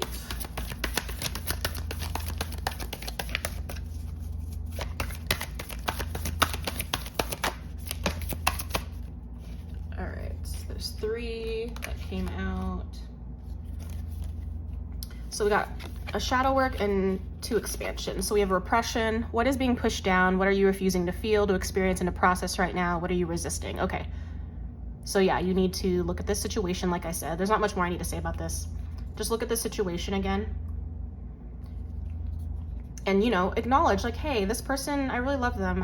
I really connected with them. I was really happy. I like those parts. You can keep that. I like these parts of the relationship. And I didn't like these parts of the relationship. It made me unhappy. It drained me. It made me feel bad. And I don't like these parts. So you just think about it more, you know, like what were the signs? What did I see? And, you know, shift and focus on like, what do I want, right? Don't focus on what I don't want. Don't make a list. You can make a list for yourself, right? What was good, what was not good. But moving forward, when you think about things, focus on what do I want, right? The energy doesn't know the not part. So what do I want? And focus on the I want, right? Be more clear on what I want. All right, balance. To stabilize, to return to the now, to find equilibrium and harmony. Expansion.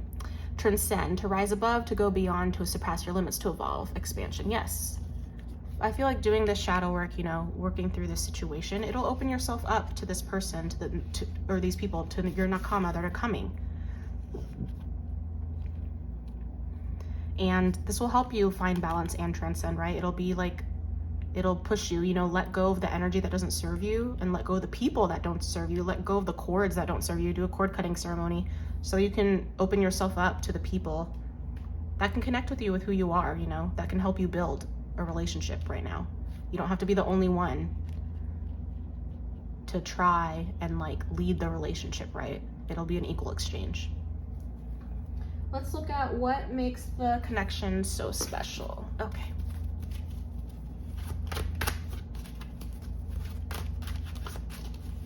Let's see. What makes the connection so special? Oh my gosh. All right. Well, I'll take these. 8 of Swords and 2 of Coins. Oh, we got balance again. And this, you know, what makes this relationship so special, you know, it's going to help you get out of this energy. You know, you're gonna heal, right, from that past relationship, but you know, sometimes there's lingering things, and you know, you do heal being in a relationship, you know, whatever dynamic that means. So being with this person, being in their energy, having this healthy relationship of give and take, exchange, equal exchange, like it's going to help you get out of this, like this 8 of Swords energy, which is you stopping yourself, you know, you preventing yourself, you know, just literally get up, move the knives, you can get out of here. You know, in the traditional sense, they're like in a blindfold and all you need to do is take off the blindfold to move. Like this relationship is going to help you get out of your head and just trust more and feel. And balance, 2 of Coins.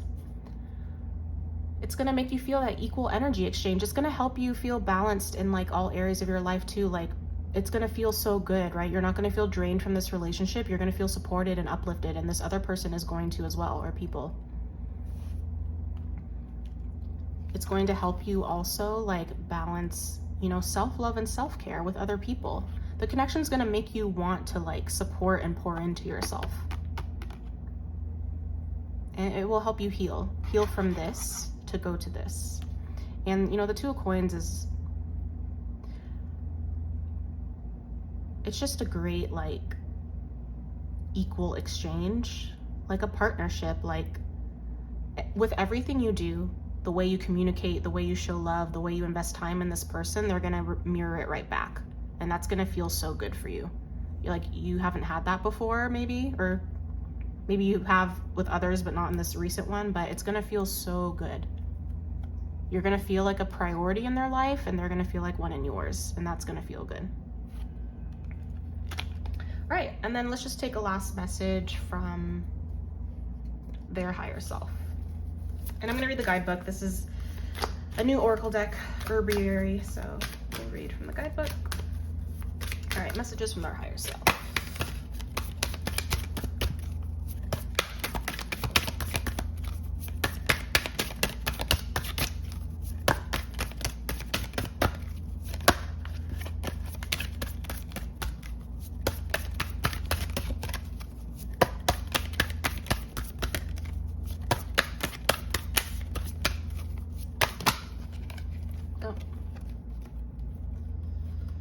All right, let's just, okay, I have 3, but I don't want 3, so we're actually just gonna reshuffle this. I'm only taking 1.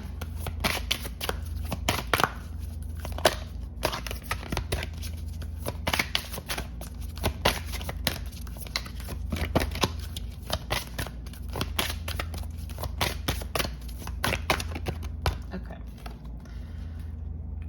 All right, we got color, or clear the way, white sage. 36.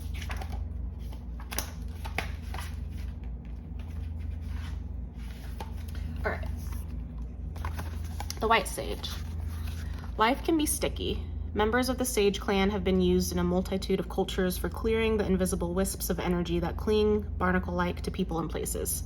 Whether you think of those energies as your own spent emotions or the leftover emanations of someone else's, sage can help you make your peace and move on. Sage is sacred because it clears the way, creating a blank canvas and an open path, allowing you the opportunity to reach your full potential. Sage's appearance tells you that a block needs to be cleared, whether you can name it or not, so you can move forward. We won't do the ritual, but here, reflection, letting go. Modern psychology teaches that we need to understand our emotions before we can release them. In contrast, traditional healing and shamanic practices offer release without conscious cognitive awareness. When you smoke bathe, you're taking advantage of the latter, letting the smoke lift away whatever isn't serving your path in life. Check in with yourself. Are you willing to release without analyzing? The 4 elements. When I smoke bathe, I like to use a seashell to catch the ash and a feather as a fan. This allows me to represent the 4 elements in my ritual. Sage is earth, feather air, flame fire, shell water. And yeah, so clearly we already talked about that. Let go. There are things, emotions, for you, situations for you to just think about, logically, but also like emotionally, like, connect with your feelings. Do a feelings practice. I'll link one below. I have a blog that talks about it. You can just scroll to the end and do the feelings practice. But connect with your body, connect with your emotions, whatever you were feeling here, and let it go.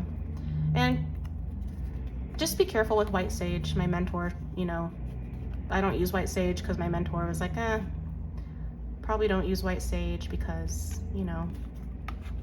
appropriation. All right, well, thank you so much for connecting with me. That is all the messages that I have for you. If you want to continue connecting with me, you can subscribe, like or comment down below so I know what hit for you, what resonated for you. And let me know if the situation, if that hit for you, if that was for some of you, if that was for all of you. And I'm wishing you guys all the best, sending you warm wishes and soothing hums. Bye-bye. Hi, group 3. If you chose this group, you chose Usopp for the reading. Just so you know, these are coasters, and I had them flipped upside down, and I just took the coaster that the tarot card was shuffled on. So let's see here. We're going to be looking at the Nakama meant to find you. We're going to look at their core, who they are, their values, their mind, how they communicate, their emotions, the hidden layers to them, and then their public view. We'll also look at how you feel during the connection, what potentially will be going on in your life when you meet this person or people, and ways you can shift your energy, open up your energy to receive this connection. And then we'll just be taking a quick look at what makes this connection so special and any closing messages from their higher self. And Usopp will be how they show up in the world. Okay. So, of course, we'll get to that. I had shuffled these for each group, so you guys got this one. I think the other group already got core and emotion or mind. All right, we'll go over here. Okay. All right, let's shuffle. Yep. Oops.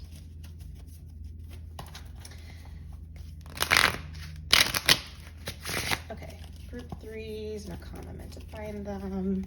What is their core, their values? What do they are? Oh my god, hold on, a bunch of cards just fell all over the floor. I really like this deck, but these cards are so thin and slippery and they bend so easily. What is the core of the cards?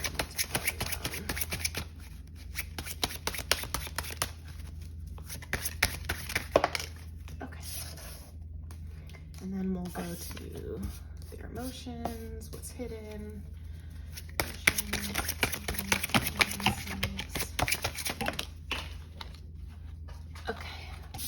We'll take these two since these came out. And we'll go to their mind and communication.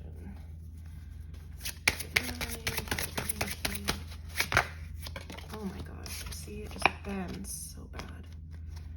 Oh, you got 2 judgment cards, okay. And then we're just gonna clarify with this deck.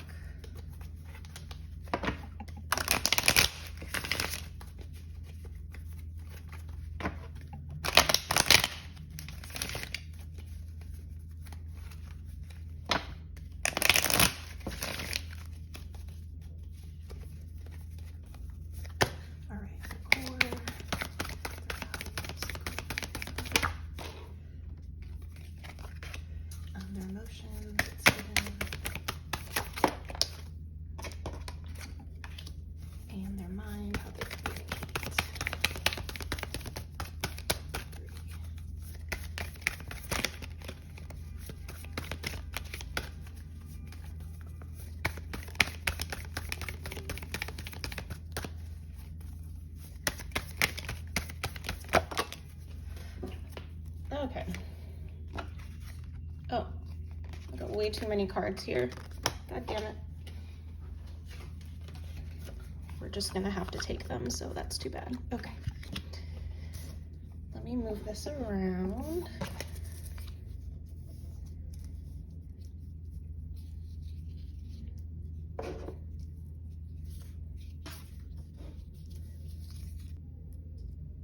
Okay. So since the coasters for the public show up in the world, we're gonna start over here. This is gonna anchor your Nakama, your person or people meant to find you. So since this is the way they show up in the world or public view, this is gonna represent the type of people that you've been looking for. Specifically, you've been, you know, we all have different connections, right? Different people, and we connect with them differently, right? We can connect with the way they communicate, with their emotions, someone's core. The fact that you chose Usopp and it came up as the public show up in the world, I feel like either this is someone that the way they show up in the world is what you've been wanting or what you need. And this is just funny because when this came out with the judgment card, you know, I couldn't help but think about Dressrosa, like God Usopp. Like, he just shows up as like this beacon symbol of like hope and justice. I mean, I know this is judgment, but it's just, I think it's just funny. Like, the way this person shows up, like in public view, like they are someone that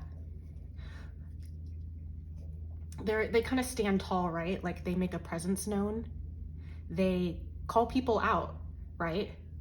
They aren't afraid to like blow their horn or like point at people, kind of, right? Kind of like Usopp. Like he, even though he's like so scared on the inside, when it comes down to it, you know, he will do whatever it takes, say whatever it takes, you know, to instill kind of fear in someone else. But not that this person, this Nakama coming to find you instills fear, but this person is not afraid to speak, right? Like, they're not afraid to kind of speak out toward people if they see something they don't like, if they see something wrong. Not wrong, you know, there's no right or wrong, but just alignment, right? But, you know, going against their values, if they see something that's not okay, like, they're not afraid to speak out. They're not afraid to have the attention put on them, you know? And,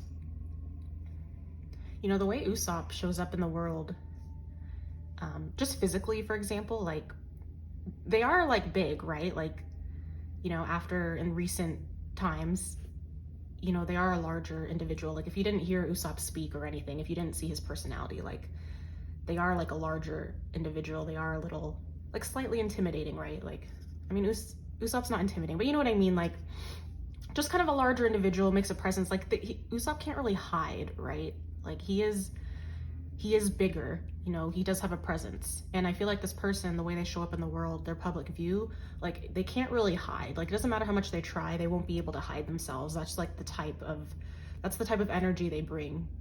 That's the type of energy they bring when they show up into the world. And that's interesting, right? Like, I don't know if that means that you usually have people, soul connections or friends or family partners that show up like this, or if they usually blend in, right? Like, this person, like, they don't blend in, like, at all in the public view. And that's not good or bad. I'm just saying, like, that's the type of energy. Like, they do have a presence. They do make a presence. And this energy of, you know, they do also, like, it does take a certain type of person to be able to call people out, right? Like, even if you see something on the street, for example, like, let's say someone was being mean to someone, or I don't know, you heard something, like, not appropriate.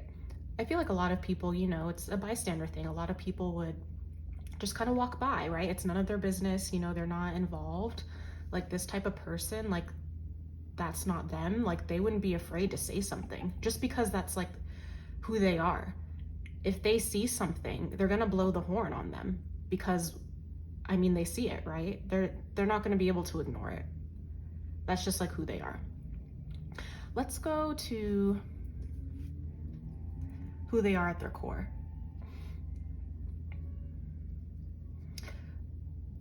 This is funny because I thought this fit kind of Usopp well-ish, right? Who they are at their core, though, like, this is a very emotional person, very emotional being. Queen of Cups. They could have water sign placements. They don't have to, but Pisces, Scorpio, Cancer. But this person is, not that Usopp's nurturing, but I just meant, like, a very emotional being. Like, on public view, you know, you see this, right? And kind of like that contrast with Usopp. Like, if you didn't hear him speak, like I said, if you saw him, like, who knows what you'd think? You're like, oh, there's this large person and they're a little tall and intimidating. But then, like, once they speak, exactly, see the horn. Okay, sorry, I'm by, like, a busy street, so there's always cars honking and whatnot. But like I was saying, you might have an idea of, like, who they are with the way they show up, right? But they have, like, this contrast. Like, you'd think they would act or speak or who they are different, right? Than how, or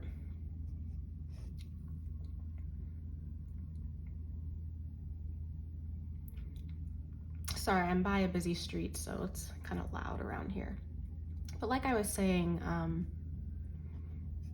you might not realize, like, when you first meet them or their public view is a lot different than who they are at their core. So, you know, this is their values. This is also what people can see. It's kind of like their sun sign. Like, this is, like, the expression of themselves. And they could have water sign placements, Pisces, Scorpio, Cancer. But this is a very emotionally connected person. They are connected with their emotions, connected with their body. They also are connected with energies around them, right? They have, like, a feminine energy to them, right? No gender, just feminine energy. Meaning they can express themselves, you know, they can be on the creative side, they can be sensual.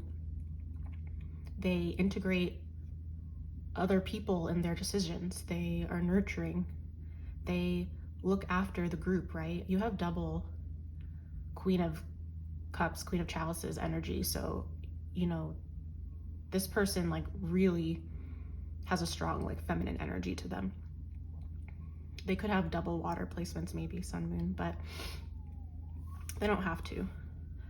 But who they are at their core, like, this makes sense for the public, the way they show up. It's like they're not afraid to speak out, right? When they see something. Because who they are at their core, they really do care for other people. They want to make sure other people are okay. They want to support other people. This person, you know, for Queen of Cups, they've mastered their emotions, they integrate it with their environment, and they're able to stand in this public view and not be afraid to speak out because they're very secure in who they are and their emotions. When they do speak out, you know, it's from a place of love and openness and understanding and very secure in themselves, right? They're not speaking out with reactions, right? There's a difference between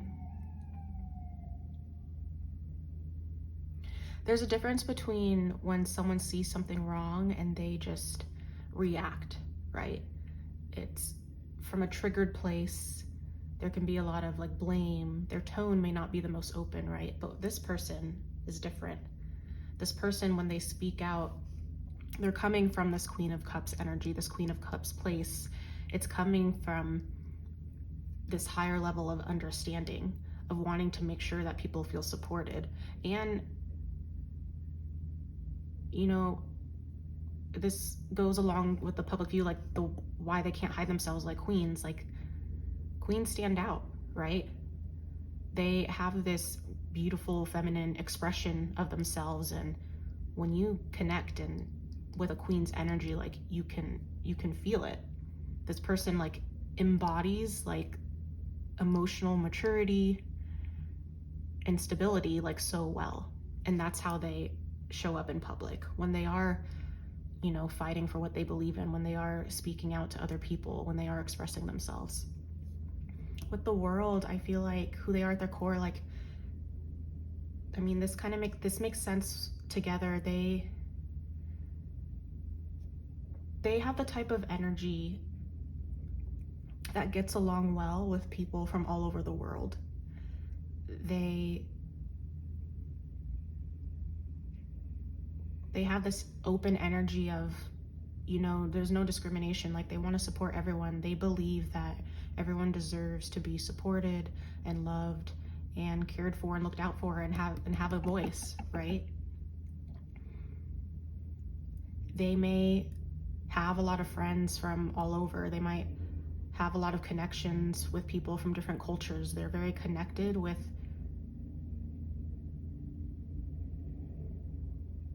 they're not only connected with themselves, right? But they're connected more than that. They're connected to their values. You know, they understand their emotions. They understand who they are. They understand what they fight for. They understand, you know, the vision that they have for the world they want to live in for the future. And they embody the type of person, the type of energy that they believe the world needs, right?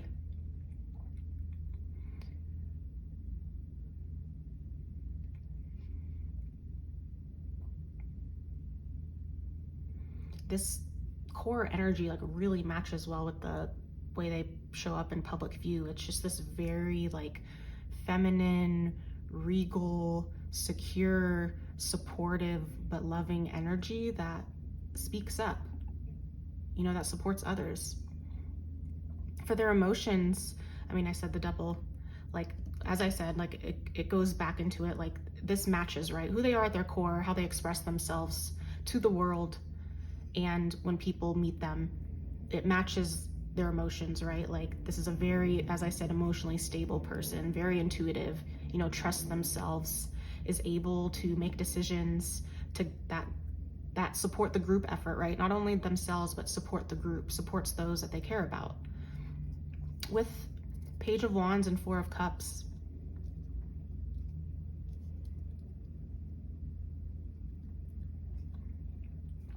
I think this speaks to like,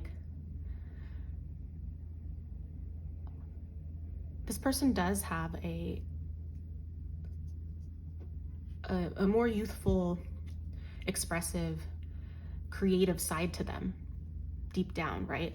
Like, yes, they seem so, I mean, they are, their energy is very like, you know, old soul, like very mature and stable and elevated and higher vibration, but underneath, like, they have a good balance. Like, they also like to have fun and be creative. They let their inspiration and creativity lead them, right? Like, this person, I don't know how old they are, but you know, the pages are usually young. This one looks young, but you know, this younger person is, you know, having fun. You know, they have their paintbrush. I don't really know what that is, but you know, they're dancing around, having fun, eating bananas, whatever they want to do. Like, this person lets their creative sparks and inspiration guide them and lead them. You know, they're not like, yes, they have this persona here, but they're not afraid to like let the inspiration move their body, like dance around, move around, like just let it guide them. The Four of Cups energy is,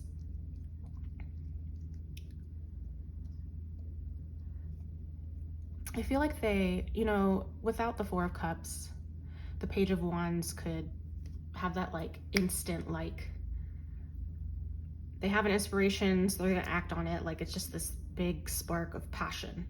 But with the Four of Cups, there is this more of like waiting energy, like because of how they are, right? At their core, how they show up in public view, because they have this sense of being connected with themselves and others and for the group.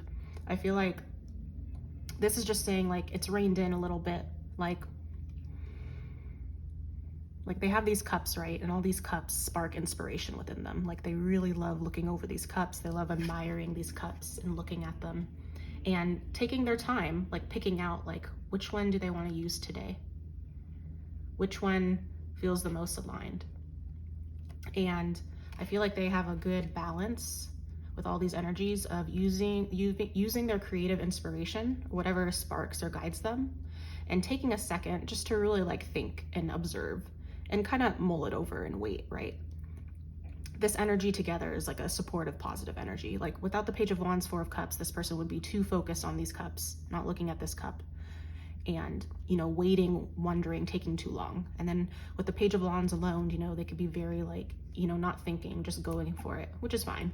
But together, you know, I feel like for their emotions, they are very intuitive. They aren't just logical, right? Like, I mean, they're not very logical here. They're very emotional in nature, but they do listen to their inspirations and what brings them joy. And they are able to kind of contemplate and really feel through. This person, I feel like, really like, they really trust their emotions and they really feel like their body, and they really trust like what their body and their emotions are telling them. And they do use this to make a decision, right? Some of us we use logic, right, to make a decision. We use our mind. And this person, though, is very in touch with their emotions and body. I don't think this person would ever make a decision if it didn't feel good. And that could just be it. Like, some of us try to come up with a reason, right? We're like, oh, I don't know why I feel this way. Let me figure out. And they, you know, we backtrack. We logically try to explain. If we can't explain, then we dismiss our feelings and we say, oh, this can't be right. But this person, when they make a decision, if it just doesn't feel good and they can't even figure out why, they go by that. They're like, it doesn't feel good, so I'm not going to do it. And they trust that, right? They trust that. And I like that energy, right? Sometimes, I mean, I used to do that, and before, right, something would feel off, something wouldn't feel good, and I'd ask myself, well, why? Let's explore why. And it's good to explore why, but I mean, I would stay in situations for far too long, and then, you know, it would get worse. So now I trust myself. If something doesn't feel good, I just like, yeah, it doesn't feel good, I'm not doing it. And then later I can think about why, but I don't stay in it, right? This is that person. They're in a point where they trust themselves, they trust their body, they trust their feelings, If they don't enjoy something, if they don't like something, if something feels off, they're not going to do it. And that's served them well. They, this makes sense. Even though they have the queen energy of supporting other people, I do get the sense of, but at the end of the day, like, they are going to trust themselves. If it doesn't feel good, it doesn't feel good. Yes. Let's look at the mind communication. I mean, you got double judgment too. Like, this person is very like, so, sometimes like, we all have different sides to us, right? Like, we have a side, like our sun sign, our core values that like come out, right? Like, people can like feel that. And then sometimes like the way we show up in the world, our public view, when people first meet us, it could be a little different, right? Not that we're faking it, but the energy that we present ourselves in can be a little different than who we are at our core. And then when people start talking to us, the core comes out. And then the more people get to know us, like our good friends or family, like they know this side of us. And then the way we communicate. But this person, because we have these cards the same, this person is very like who they are all the time. Not that they're faking it. I think that's the wrong way to say it. It's just that how they show up in the world, for example, like matches the way they like think and their communication style. Like, it serves it well. It equals each other. Like, sometimes, for example, I'm a Pisces sun, but I have a Capricorn moon and rising. So when people first meet me or like at work, like I'm very like, focused on work, dedicated. But once you start talking to me, my Pisces comes out. You're like, oh, you're a little weirdo. But it's just like, and then my emotions, my Capricorn though, like the Capricorn does like ground down the Pisces a lot. Like, I'm not too up in the clouds all the time. It's just a little different, right? I'm not faking anything. It's just the energies kind of like, it messes with each other. Not messes. It just like interacts differently, right? This person, who they are at their core, how they express themselves matches like their emotions, which is very supportive for them. And how they show up in the world mirrors how they're able to communicate and how their mind works. It's just very supportive energy for them. So how they communicate, I mean, I kind of talked to this already with the public show up in the world judgment, but this also gives the idea of, this person is connected clearly with their emotions, with the world, with energies outside of them. I also wonder if this person's just connected in general with like subtle energies. Like, this looks like, the lotus, like chakras, like and this looks like this monkey, I guess. This person's going on like a spiritual journey, right? Like, they are going on a journey to find out the truth for themselves. This person isn't just going to be told everything, right? Like, some people, especially as children, like, we're taught a lot of things growing up from parents, from mentors, whoever, and we just believe, right? Some people are like that, and some people are more independent, right? They want to see through their own eyes. They want to learn themselves. And this person, that's how they are. Like, because the reason why they're able to speak out and be so secure in their values and who they are is because they've found the truth for themselves, right? Like, the way their mind works, communication, they decided for themselves like what to believe in. They decided for themselves what to judge. Not that they're judgmental, but they've explored, they adventured, they've done their research, they've read, it doesn't matter, any type of topic. This is the type of person that isn't just going to believe anything they're told. Not that they're closed-minded. Like, they're open to people's perspectives with the queens. They're open to, hearing from other people and understanding like different sides of different topics and stuff. But they want to find that out for themselves, right? Some people are closed, right, to hearing anything. Some people will only check out like one source and then that's it. Some people will just believe anything, right? This person's not that. They found the truth for themselves. They judge from themselves. This isn't the type of person that just goes along with what the group says, what everyone says. Like, even if it's the unpopular opinion or whatever, like, this person is going to stick by it if that's the truth that they found for themselves.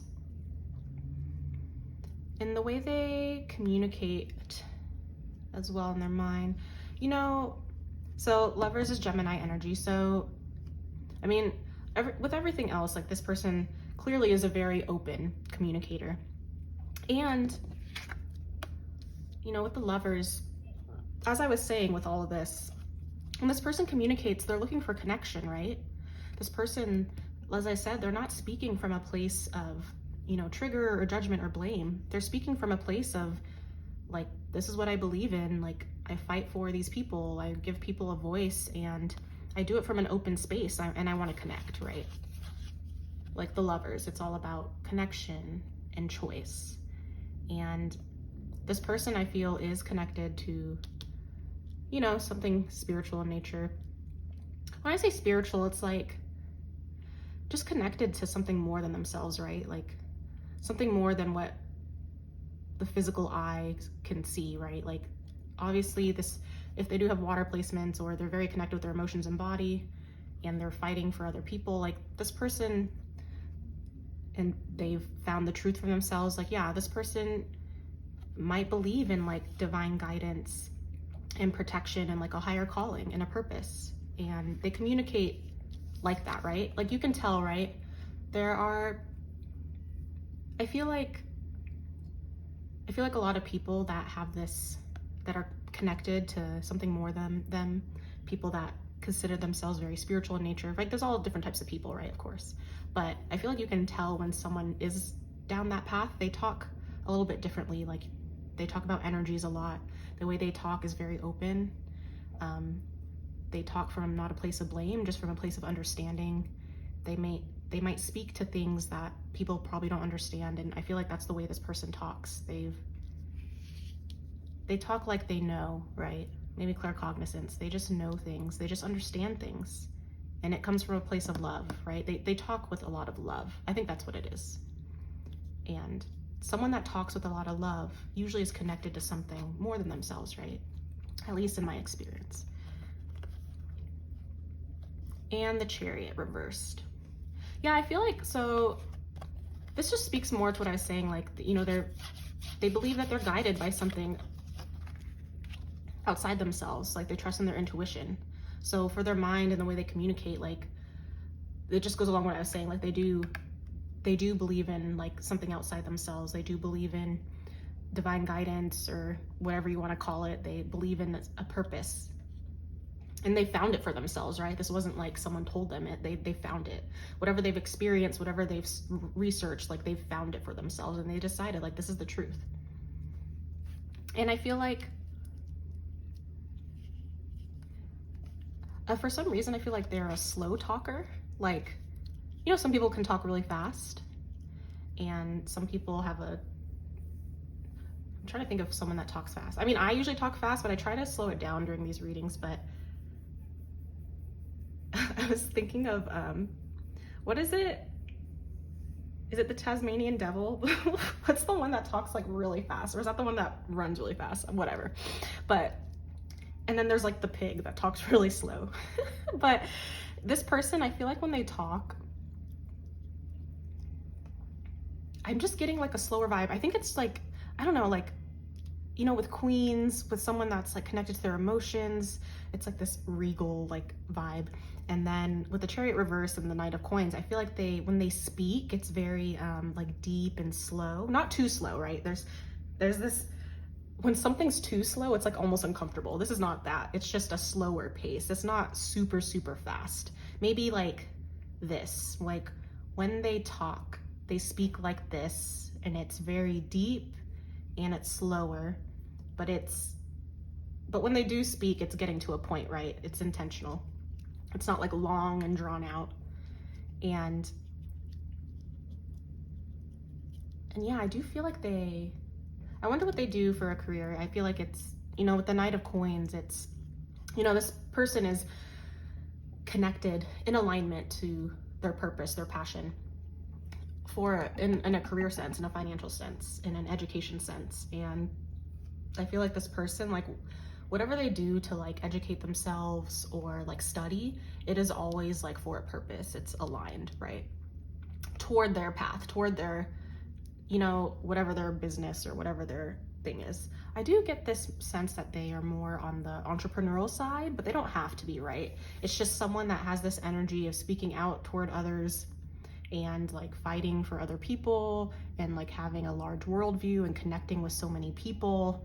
And then the way they just speak and find the truth for themselves, I just feel like this person has to have their own business or, something. Like, I don't know what type of job this person could do when this is their energy. They'd have to create it for themselves or collab, or maybe there are businesses out there where they have a platform, but that's what it is. It feels like this person has some type of platform. I mean, they must. That's the vision. That's the idea. Okay. Yes. All right, let's get to how you will feel during the connection, how the connection will make you feel. Let's just move these to the side.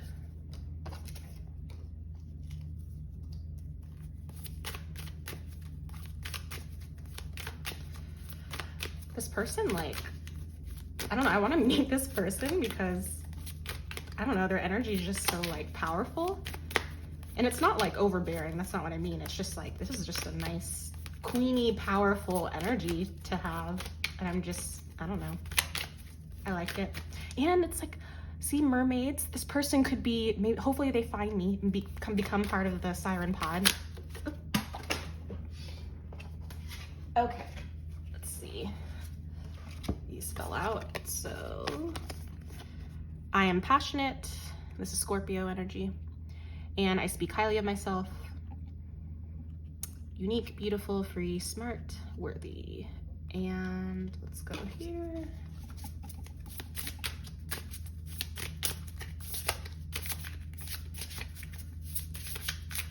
Yeah, this person definitely has siren energy. All right. Okay.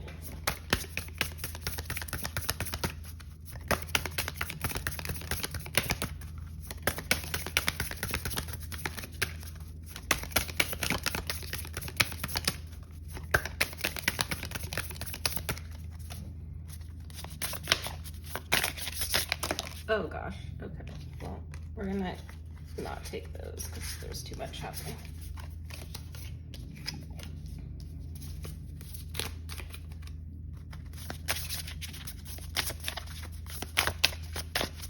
All right, how will group 3 feel during the connection?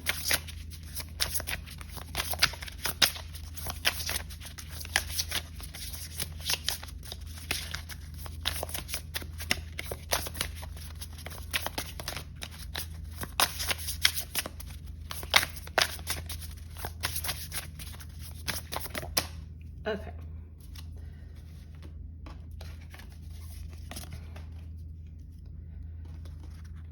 Communication and differences. All right.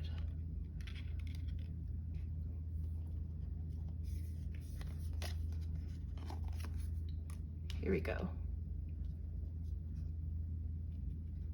Okay, let's start over here. So I'm passionate, Scorpio energy. So, and I speak highly of myself. This makes sense, because of their energy and just because they stand so proud in what they believe in and their emotions. I feel like this will inspire you. This will inspire you to, be yourself more, be different. Like I speak highly of myself, like to really like come into your power. Like just being in this person's energy and seeing them just be themselves. Just express themselves as they are and not be afraid to speak out. It'll inspire you to tap within that with yourself. Like when you meet this person or people, these types of people, like they will inspire you to like transform, like Scorpio energy, like with the butterflies, it's in the death moth, it's reminding me of, the death card, or Scorpio energy. It's like transformation, like these people or this person, this type of energy, it's going to inspire you to transform, to really connect with the parts of yourselves that light you up and not hide it anymore, right? Like, we are all beautiful in different ways. Like, there's different butterflies and moths here, and they all look very different, but they're all very unique and beautiful. Like, you can't say one is more beautiful than the other. I mean, maybe that's subjective, but it's, like, spread your wings. Like, don't be afraid. And don't be afraid to, paint the world with your unique color, right? And this just like goes well with this. I speak highly of myself. I'm safe, unique, beautiful. In another reading, this came out, and it's coming out again. It's just like, I keep forgetting the actress's name, but they had this commercial I explained before where it's like their feminine and masculine side, but the feminine side, they had like long hair. I think it was blonde. They were wearing a dress, makeup, and then they like washed it all off. They revealed their tattoos, they cut their hair and shaved their side, and they had this masculine look. Both sides were very beautiful. You can embody all different types of you, and it doesn't matter like what you think you should look like, what you think you should wear, what you think society wants you to look like. Whatever makes you feel good, whatever inspires you, like, that is who you should be. That is how you should express yourself. Like, speak highly of yourself. You're beautiful and unique as you are, and you can change, right? Don't be afraid to change. You don't have to stay as you are because you've been that way for 10 years or whatever. Like, people change. I get bored with my hair, so I change the hair color, or I shave part of my head, or I get a haircut. It's just, we embody who we are in the moment. We just follow those intuitive nudges. Like, some of us like the same hairstyle forever, and that's perfectly fine if it makes you feel good. And then sometimes you just want to change it up. I mean, it doesn't have to be physical appearance, but but when you interact with this type of energy, this type of person, you're a Nakama, like, you're going to express yourself as you are. It's just like, in One Piece, like, every single One Piece character is just so different. They express themselves so differently. And if they tried to be each other, it just wouldn't work. But they all are very cool, right? I like the way they all express themselves. Like, it's just who they are. And it works, right? They connect with each other, even though they're different. So here, differences, even though they're different, you guys will be different, right? Because sometimes we can mirror, right? You could mirror this person, but with this card, you might be a little bit different than this energy. And that's okay, right? This is the type of energy or Nakama that's going to support you in expressing yourself more. And it's okay that you're different than them, right? Because they connect, they work together. They're both still divinely guided and magical, and they can be different, right? We all have different struggles, we all have different experiences, but this is the type of person, these type of people, this energy is the type where I told you, they connect, right? This is the type of person that's going to want to connect with that. They're going to see the differences and just take it in, be like, oh, that's what makes you beautiful, that's what makes you different, and still connect. I know that sometimes, depending, right, it's just an energy thing. There's some people that they're so different than us, right? Maybe like they have a lot of different values, so it might be hard to connect, right? Depending on what it is. Like, that's not what I'm saying here. You guys will share a lot of similar values, but you'll be very different in the way you express yourself, right? Because it's hard to, not saying it's impossible, but depending on the value or your life perspective, it may be very difficult to connect with someone deeply who has a completely different worldview or life perspective, right? And it's just about alignment. That's not what it is here. It's like you guys share this connection, this want to connect more deeply with people, to want to connect on different levels, to want to share in like bettering the world. Like, those are the types of things you guys connect on, but you guys express yourself differently. You guys will do it very differently. And that's what makes the relationship great, right? You guys will learn from each other. And communication, too. Let me see if I can read this. Dear my love, I have something okay, I don't think I'm supposed to read this. Whatever.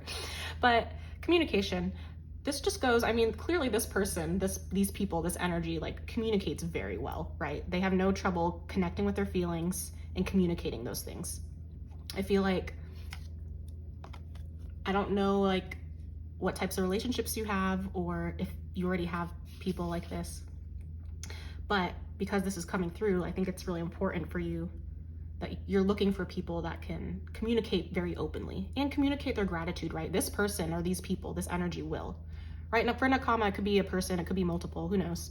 And you know, we don't know the label, right? This isn't just a friend, this isn't just a lover, right? Nakama is like, for me, it's like more expanded than that, right? Like in One Piece, they travel together, they fight for each other, they would die for each other, they live with each other, they're exploring the world together, they know each other's triggers and traumas. Like, it's life or death out there. Like, that to me is more expansive than any label you can have. So this person is going to be able to communicate with you. I think it's so hard, you know, you find people that you connect with and then they have trouble expressing their feelings, just any of their feelings. Like, they have trouble telling you when they're upset or mad, and you can't communicate and come together and figure something out.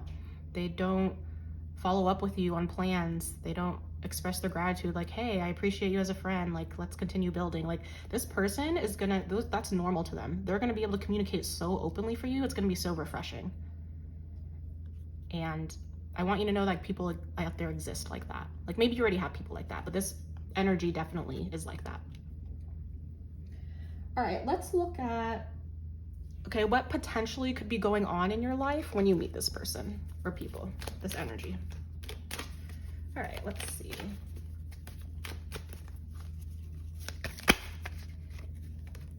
All right, it's too many cards.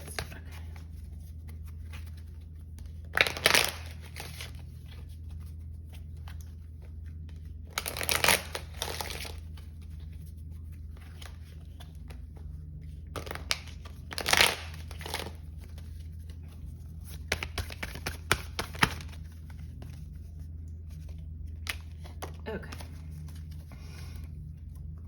Let's see, we have Magician. We have 2 major arcana cards, okay. The Hanged Man, this is Pisces again. So, yeah. Could be Pisces person or water. And 6 of Chalices. Okay.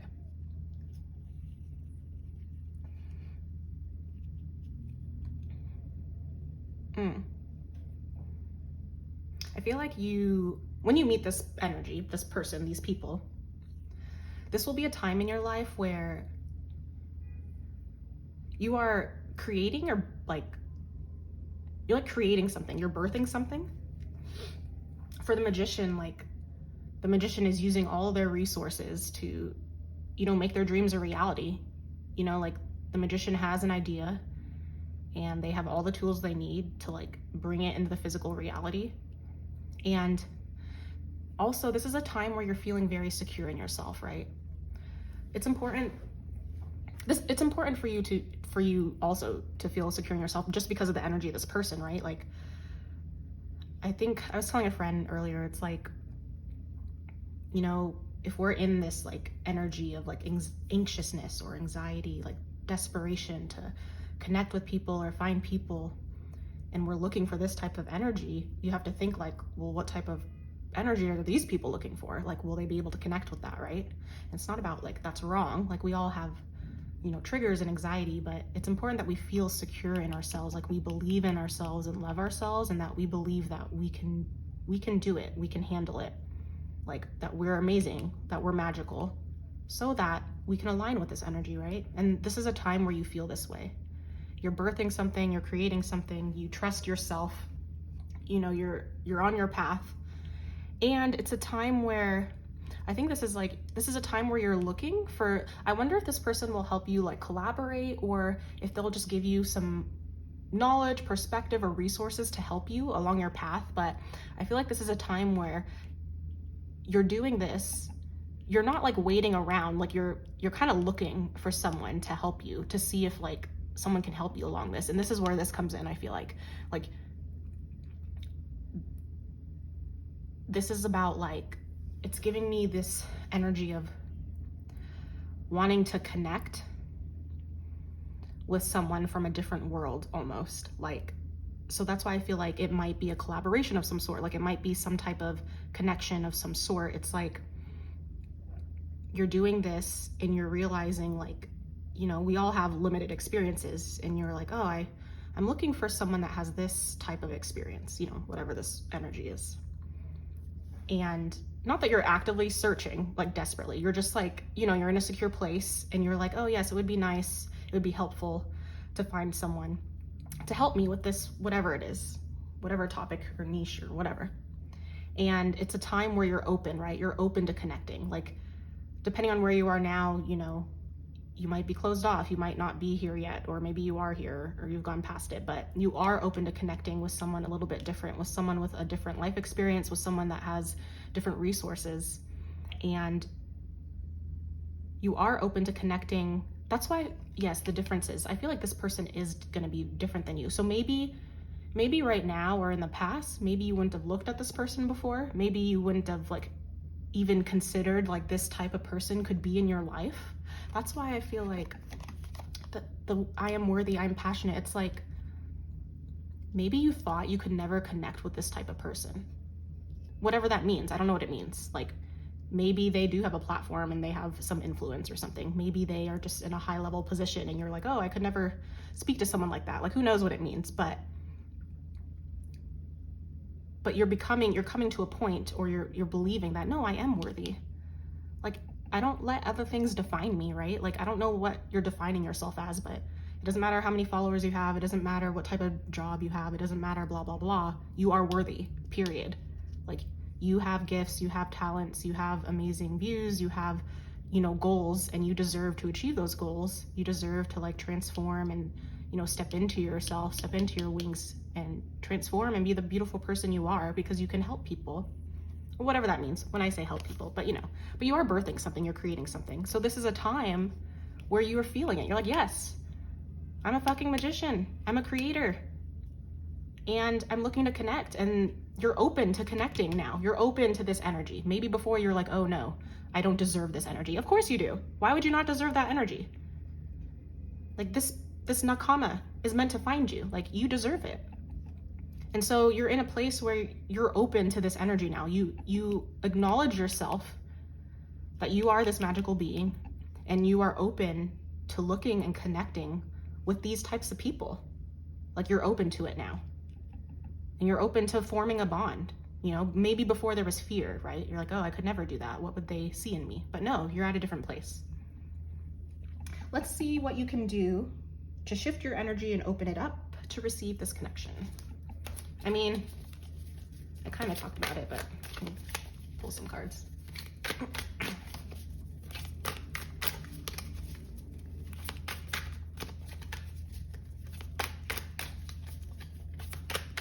Okay.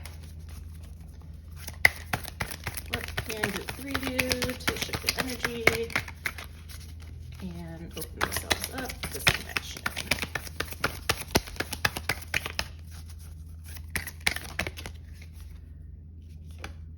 Purge, and we'll get one more.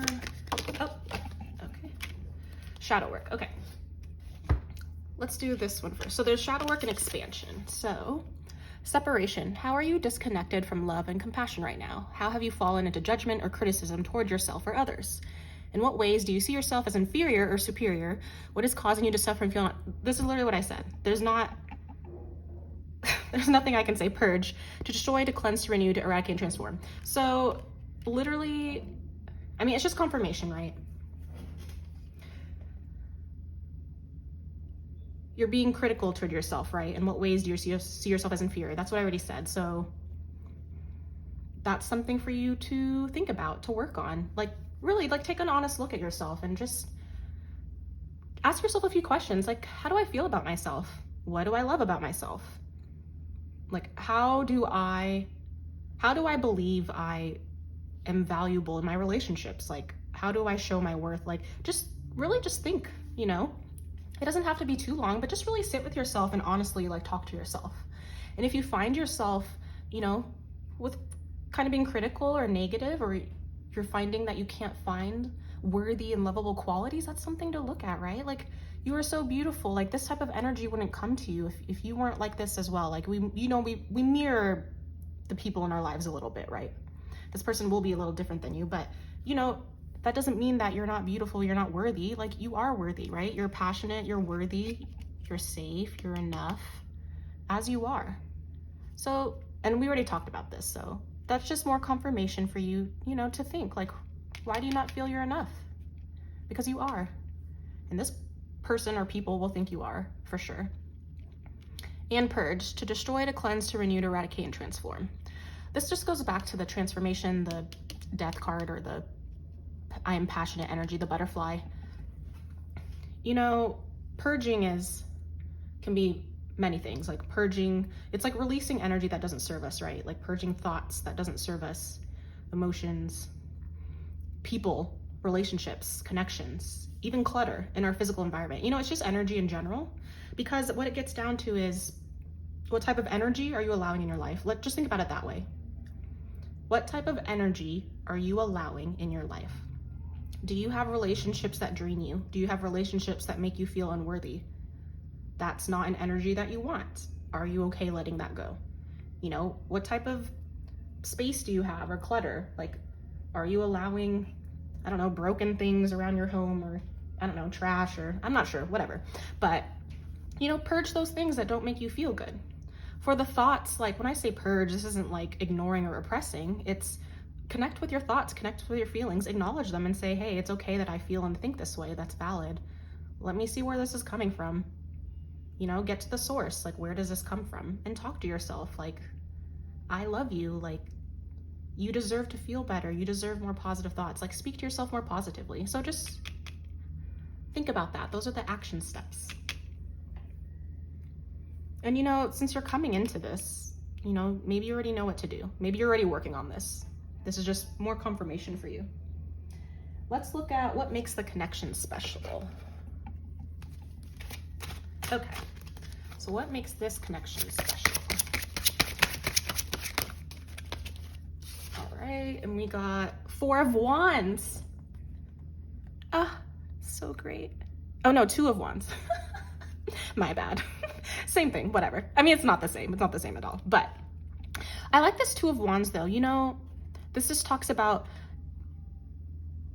it's again like this mirroring thing. You guys are so different, but also similar. It's interesting. It reminded me of the 4 of Wands because, so they have like, it's a staff, right? And a key, right? And then we have these 2 heads and these feet. So it reminded me of 4, stability. So I feel like, that wasn't an error. It's like together you guys are going to help each other. Like, it's like, with the 4 of Wands, it's a time of celebration. You're connecting. It's like a stable energy. The 4, it's like 4 legs are more stable than 2 or 3. And it's true, right? There's like 4 legs here. But it's like, this comes down to like the mirroring. Like, you guys are different, right? Like, this one has more facial hair than this one. This one has a different staff than this one. But at the core, it is the same. They share a body, right? They're looking at different things. They're going to be going maybe different paths. They think a little bit differently, but they value the same thing, right? Who they are at their core is the same. And that's what I mean is like, you do mirror something in there. Like, who you are at your core does match them, right? And then these differences are what bring you together, right? That's what makes you beautiful. Like, you guys share similar values and perspectives on lives, but you're gonna do things differently. You express yourselves a little bit differently, and that's what makes it beautiful. You both will choose a different aligned path for yourselves, but also you will come together to support each other in that. It's like, it's interesting. It's like, I was just picturing, it's like, like if you're walking along a path and then there's like a fork in the road and then one person goes this way, one person goes this way. It's like you two are on the same path, but you're looking this way. Like, when you're walking, you're looking this way. So you're enjoying the view to the west, right? And they're enjoying the view to the east, but you're on the same path, but you are watching differently. It's like that. It's like you're on the same path supporting each other, but you are also looking at different things, and that's beautiful, right? And then you can come together and share your perspective. I love that. I mean, that just like sums up everything great. And then we're just gonna get a closing message from their higher self. I have this new herbiary oracle deck, so I'm gonna read from the guidebook for this one. All right, group 4, message from their Nakama.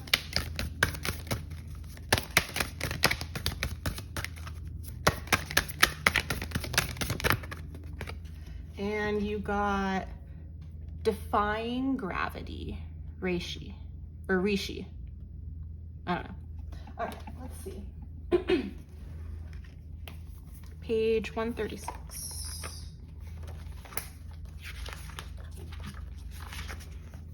Is it Rishi or Reishi? You can comment below and tell me. Rishi mushroom, Reishi. Reishi mushroom is the Yoda of the plant world. Oh, helping you assimilate life's experiences and turn them into wisdom. The Taoists teach that Reishi can show you where your power lies, which some might call your destiny. Reishi is not some soft, clingy mushroom, but instead a strong, structured, gravity-defying shelf. She asks no less from you. How can you defy anything keeping you from finding meaning, purpose, and health? Like all the best teachers, Reishi points to the path and lets you walk it, taking your lumps and bumps along the way. She doesn't want you to rely on her strength. She wants you to find your own. But if you're willing to do the work, Reishi will help you transform from the inside out. We don't need the ritual, but we'll do this one. Reflection. Step into your superpower. Do you know where your power lies? What gives you strength and vitality? Oftentimes we think our superpower is the thing that makes those around us happy or comfortable. But Reishi knows that your gift, your strength, is the thing that makes you vital and alive. To be clear, Reishi doesn't care how you make your money. Your destiny may have nothing to do with how you pay your mortgage, but it has everything to do with how you feed your soul. We know what the world wants from us. We know we must decide whether to stay small, quiet, and uncomplicated, or allow ourselves to grow as big, loud, and complex as we are made to be. I think that's just another beautiful confirmation. You know, defying gravity, it doesn't matter what you think you should do. It doesn't matter what you think society thinks you should do or how you should show up. It's just do what feels right. And that's what I was saying, like, do what feels good, do what feels right, like follow your intuition and don't compare yourself to anything else, right? And look, the Reishi is helping this caterpillar go up so it can transform.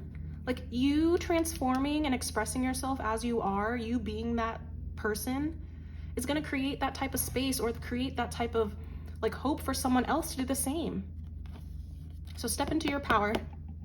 You have a significant role to play. You know, you are worthy, you are enough. All right, well, group 3, thank you for connecting with me. That is the end of all my messages. If anything resonated with you, go ahead and comment down below so I know how it worked into your life. If you want to continue connecting with me, you can continue to subscribe, like, or comment. I'm wishing you guys all the best. Take what resonates, leave what doesn't. Sending you warm wishes and soothing hums. Bye-bye.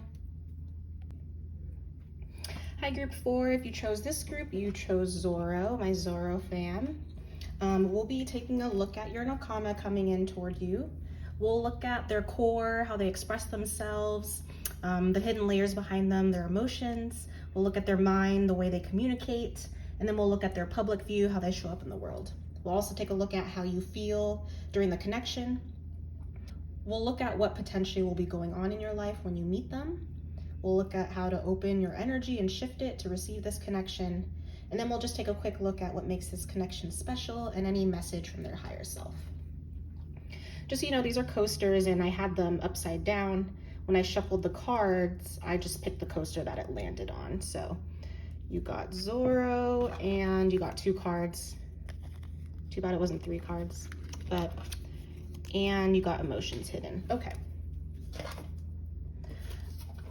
I shuffled these for each group and yours was this one. The other groups got core, mind, public view.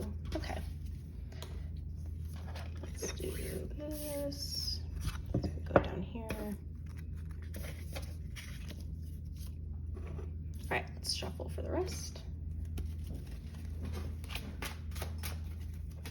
this will be the anchor point for your reading, since this is what came out here. Okay, so group 4, the Nakama core.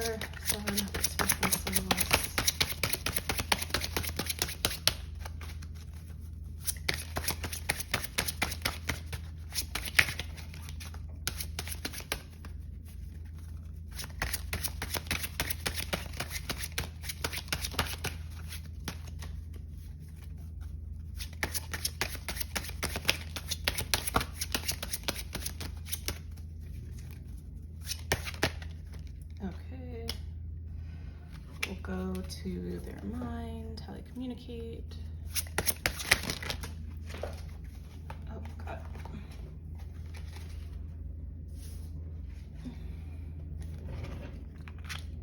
We'll go to, I'm gonna take one more just because a bunch of cards fell out in that one. Okay. Oh, okay.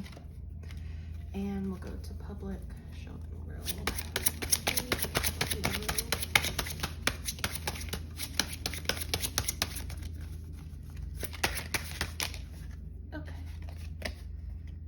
All right, and we're going to clarify with this other deck. So their core, they show up in the world. Okay. And their mind, how they communicate.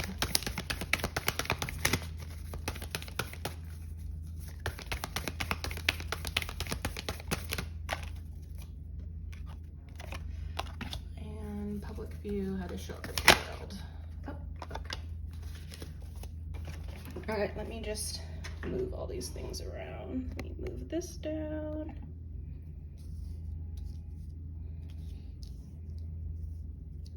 Oh, can you see that?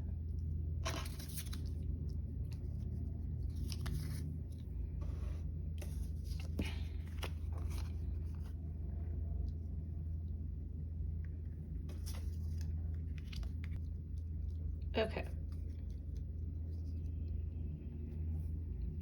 Let's start here. This will anchor it. So because you guys got emotions hidden, I feel like this is going to be really important for you. Like, out of all these ways to connect, either you're looking for people that show up this way with their emotions, they're hidden. Wow, okay, that was loud. And because you don't have those types of connections, or you do, and this is just what really connects you with people. This is just the Nakama that will help you, support you. And with Zoro and the 6 of Swords reverse and the King of Wands reverse, yeah, I feel like actually this energy actually matches Zoro pretty well.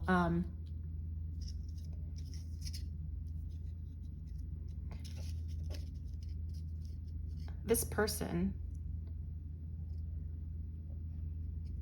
you know,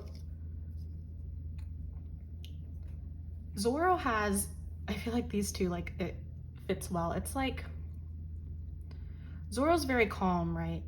Like, outwardly, right? He's not a very, like, emotional person. And what I mean by that is he's not very expressive, right? You can't really tell or see when he's necessarily really sad or upset about something, right? If he's upset, he just works out and burns off it that way. But it's like, so this is hidden, right? Like, when we first meet people, you know, we see how they show up publicly, right? And then once we start talking to them, you know, their sun sign comes out, how they express themselves, their values, like, we can see that.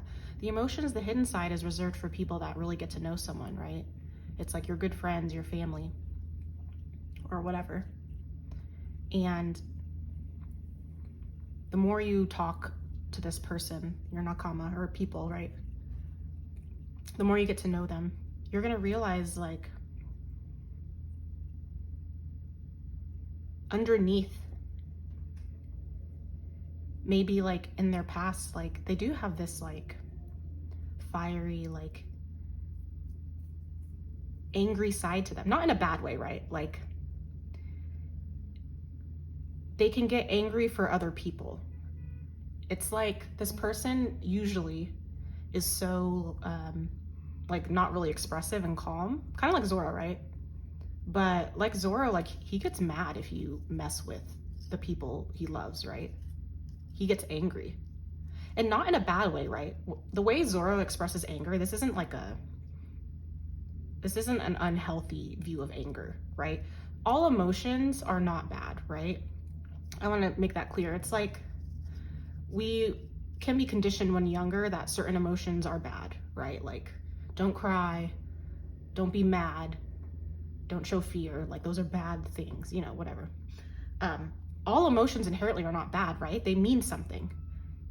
If we're angry, that means like maybe a boundary was not respected. If we're sad, like we're in pain, maybe we're hurting for some reason. You know, if we're anxious, it's like there's a thought that's replaying in our mind and it's making us feel not secure, not safe. Like, all emotions like tell ourselves something about ourselves. And so when I say this person has some fiery anger underneath, I mean that in a healthy way. Like, it might shock you that this person can even get mad, right? We all get mad, right? We all get mad at something. And there's different levels, right? We all can get annoyed. We all can get mad or angry or pissed. We can all get, you know, sad, happy, whatever it is. But this person, like, the more you get to know them, the layers underneath, they do have this angry side, like, not angry side, but they get mad for people. That's what it is. And it kind of surprises you, like, oh, you do get mad. And it's not even in a bad way. You're just like, oh, you're mad, but it's for the people they want to protect, right? And I think that can be very interesting. I'm looking at everything here. I'm trying to connect the thoughts, but it's like, for example, for the public view, the hanged man. This is Pisces, by the way. This person like watches and waits, right? They're very like serene, kind of like Zoro. They're not really expressive, right? They're just waiting. They're not taking action, right? Even here, the Justice card, like, this person is this beacon of hope. They stand tall and proud, you know, they're gonna fight for what they believe in, which also matches Zoro's energy. But there's not like a big, strong presence of emotion here, right? Oh, you got Hangman twice. Oh, double Pisces. Interesting. Okay, yes. Anyway, so, you know, less expressive, just kind of observing, kind of like Zoro does, like, he observes. And so it might shock you a little, like, not that it should, everyone has emotions, but underneath you're like, oh, you do get angry. Like, you get angry for other people's benefit. You get angry because you want to protect your friends, you know, your family. Like, so that's just like a nice little thing there. And then for the Six of Swords reverse, it's like this person or these people, this energy. Oh, oops, I forgot to turn them on. Sorry. There. Oh, you can't even see that. Well, he's turned on now if you want to see what that looks like. But this person, it might surprise you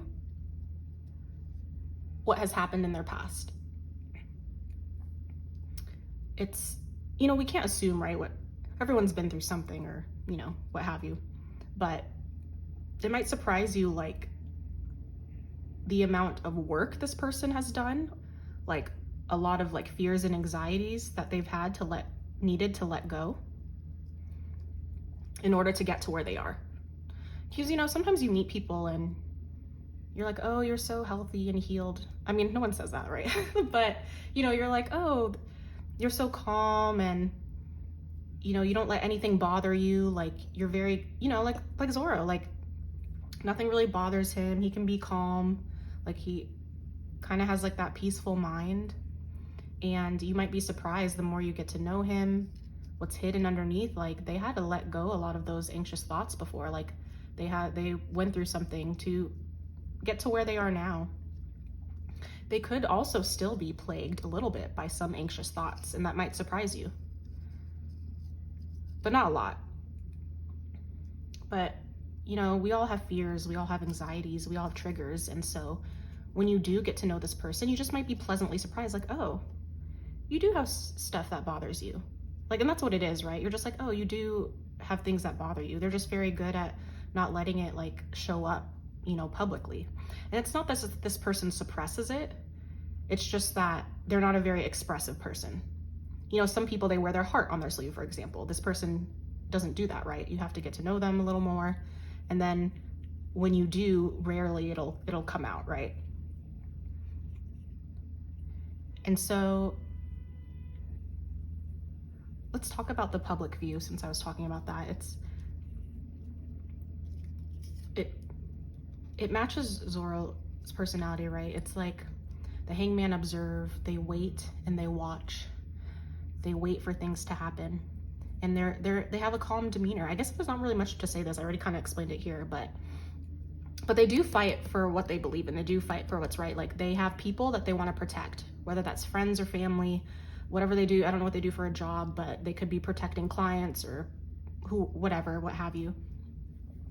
And they're seen as like, maybe like an authority figure or something like that. Like, just someone that, and they have a sword, right? This just matches Zoro very well. It's just someone that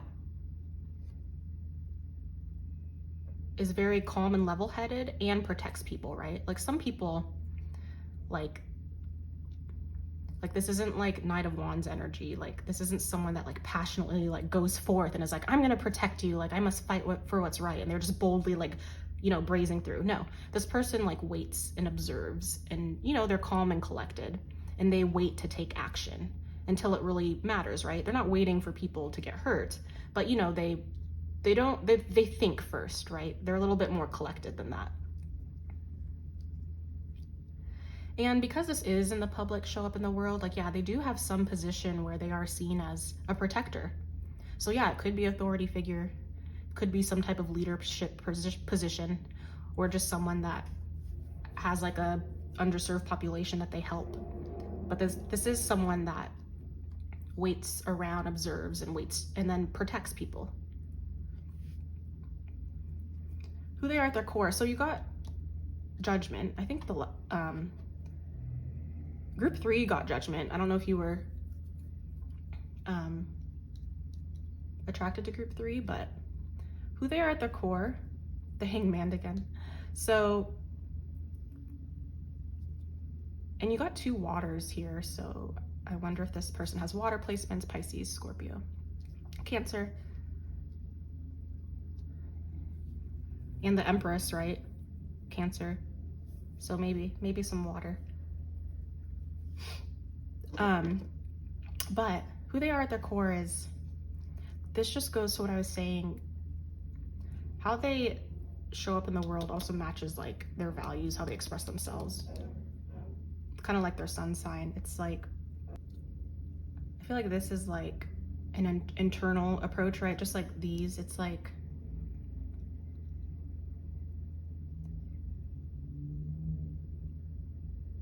this person, these people, this energy.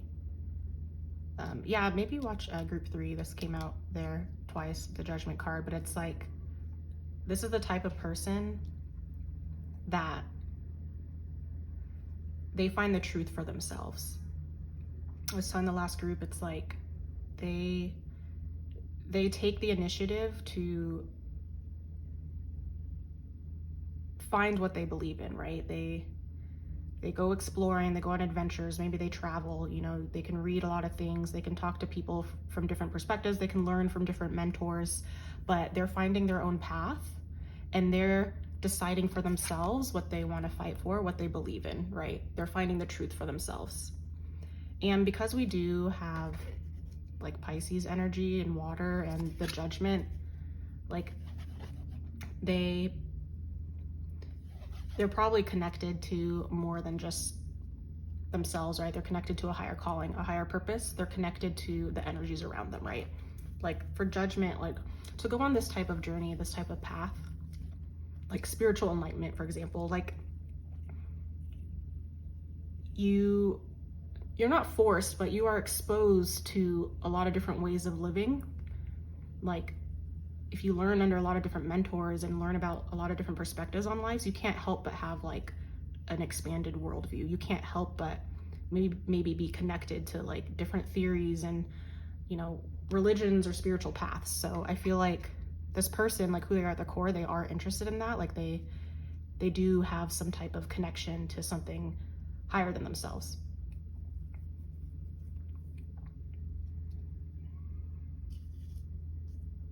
And there's this idea of also, and you know, it's just inherent in their core of like waiting, right? This isn't like a fast-paced energy. This isn't a person that just goes, right? Like they like to contemplate, they like to wait, they like to observe, they like to collect their thoughts, they like to collect experiences, they like to collect a lot of things. That's just who they are at their core. They're a more passive energy, not active. That's what it is, right? It's like that balance, you know, there's very active energies and then there's the passive energies, and this one's a more passive, right? And with the Two of Chalices, it's all about connection for them. So yeah, this person does, like at their core, connect with a lot around them. Like for them, who they are at their core, like learning, finding truth, waiting, watching, and also connection. And that's what it is. It's like they're doing all of these things, not just because, right? They didn't just like wake up one day and was like, I need to find the truth. Like, you know, it's like they're doing this for a purpose, for just, right? Whatever their public view is, like they're doing it for a purpose, right? It's to connect with more than around them, right? They like connecting in general. Like, yes, connecting with themselves, connecting with the world, but connecting with people, individuals. And it makes sense, like they're coming toward you. Like this person, the type of person that they are is like they really like connecting with other people, like creating like this deep bond between people, right? Some people can't dive deep. Some people don't want that type of connection. Sometimes it's too much for them. Not this person. They connect with more around them, and they want to find those like soul connections, the divine counterparts. I mean, obviously they're in this reading, so they're coming toward you. But that's who they are at the core. Connection, passive. They like to explore. They like to explore worlds. They like to explore everything. That's the type of energy they are. And for their mind, their communication, let's see here. They have the Empress and the Four of Swords. So yeah, very water energy. It's like,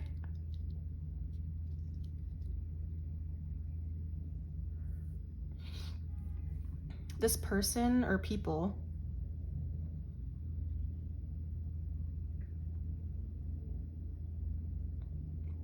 sorry, I'm just looking at the numbers here. So we got 12s and 2s.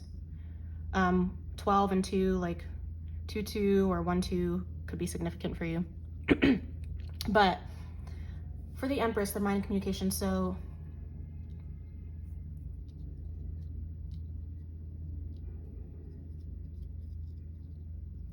I think this matches like this does give them a more like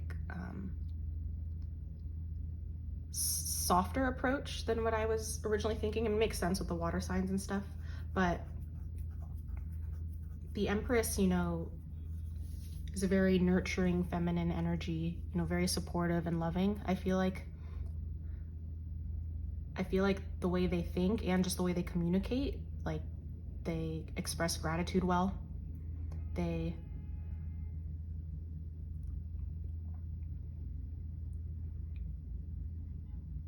might like ask you like, hey, how are you doing? Like they might be able to like, it's like they remember things about you and they'll check in with you, right? Like if you told them that you,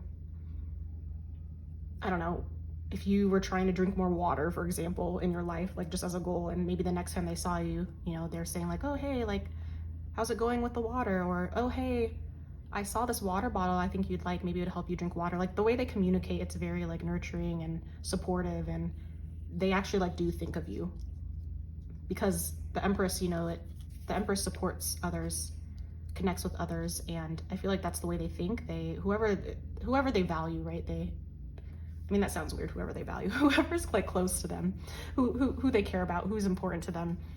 It's like they think of them in that way. Like, oh, I wonder how that person's doing. I wonder if they were able to reach that goal. I wonder like if they're taking care of themselves. It's that type of person. Like they do think that way and they do communicate that way. And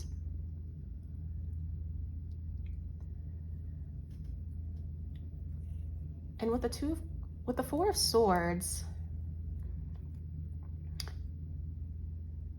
this does give a little bit of a different, like,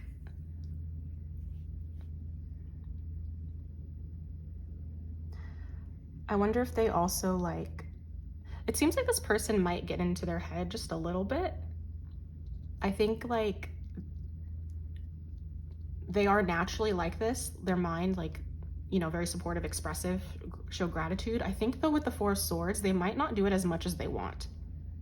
Like, you might think they do, like, right? You might think like, oh, every time I see them, they ask me like a question about myself and it was so nice. But to them, that was nothing. To them, that was just like casual conversation. And I feel like they want to express more. Like they might want to like straightforwardly just say like, hey, I'm thinking about you. I hope you're doing well. How can I support you? Like they want to say it like that because they're just a very nurturing and expressive person, like in their mind.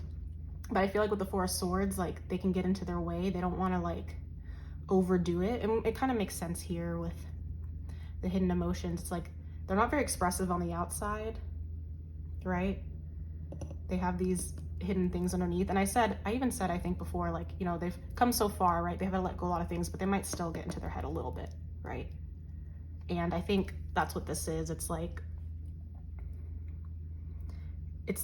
they have so much love for you and for the people they care about, and they'd like to express more verbally that love, not just like protecting physically, right? Not just for getting angry when something happens, you know, upset to you, but they want to express it more verbally, and it's in their head. But I feel like with the Four of Swords, it's like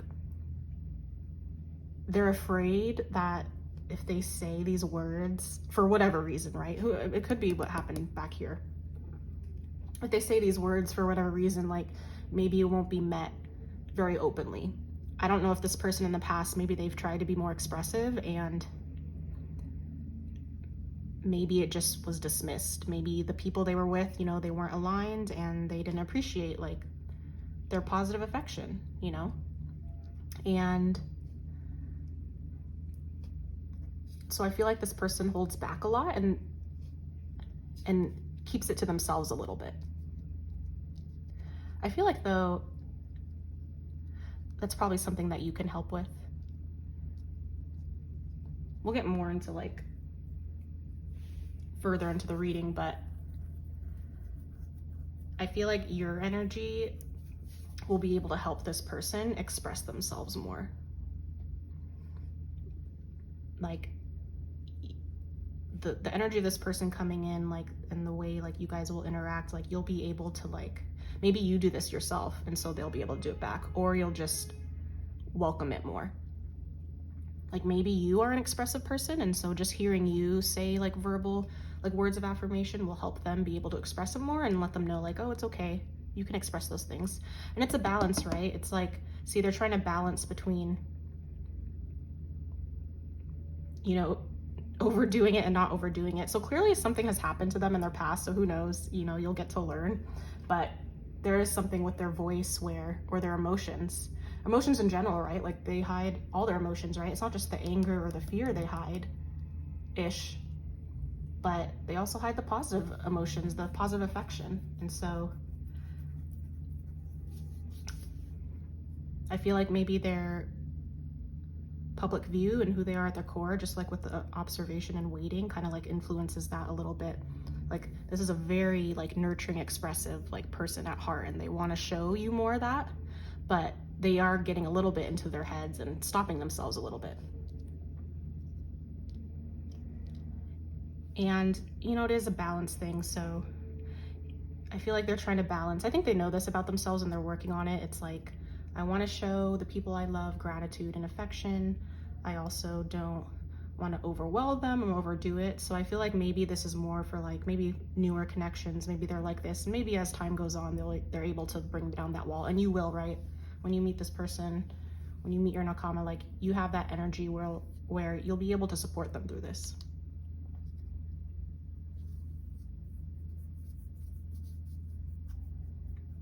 All right, let's look at how the connection will make you feel. Okay.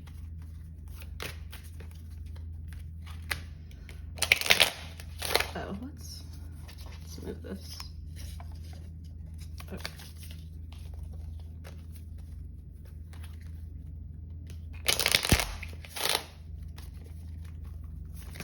How will the connection feel for group 4?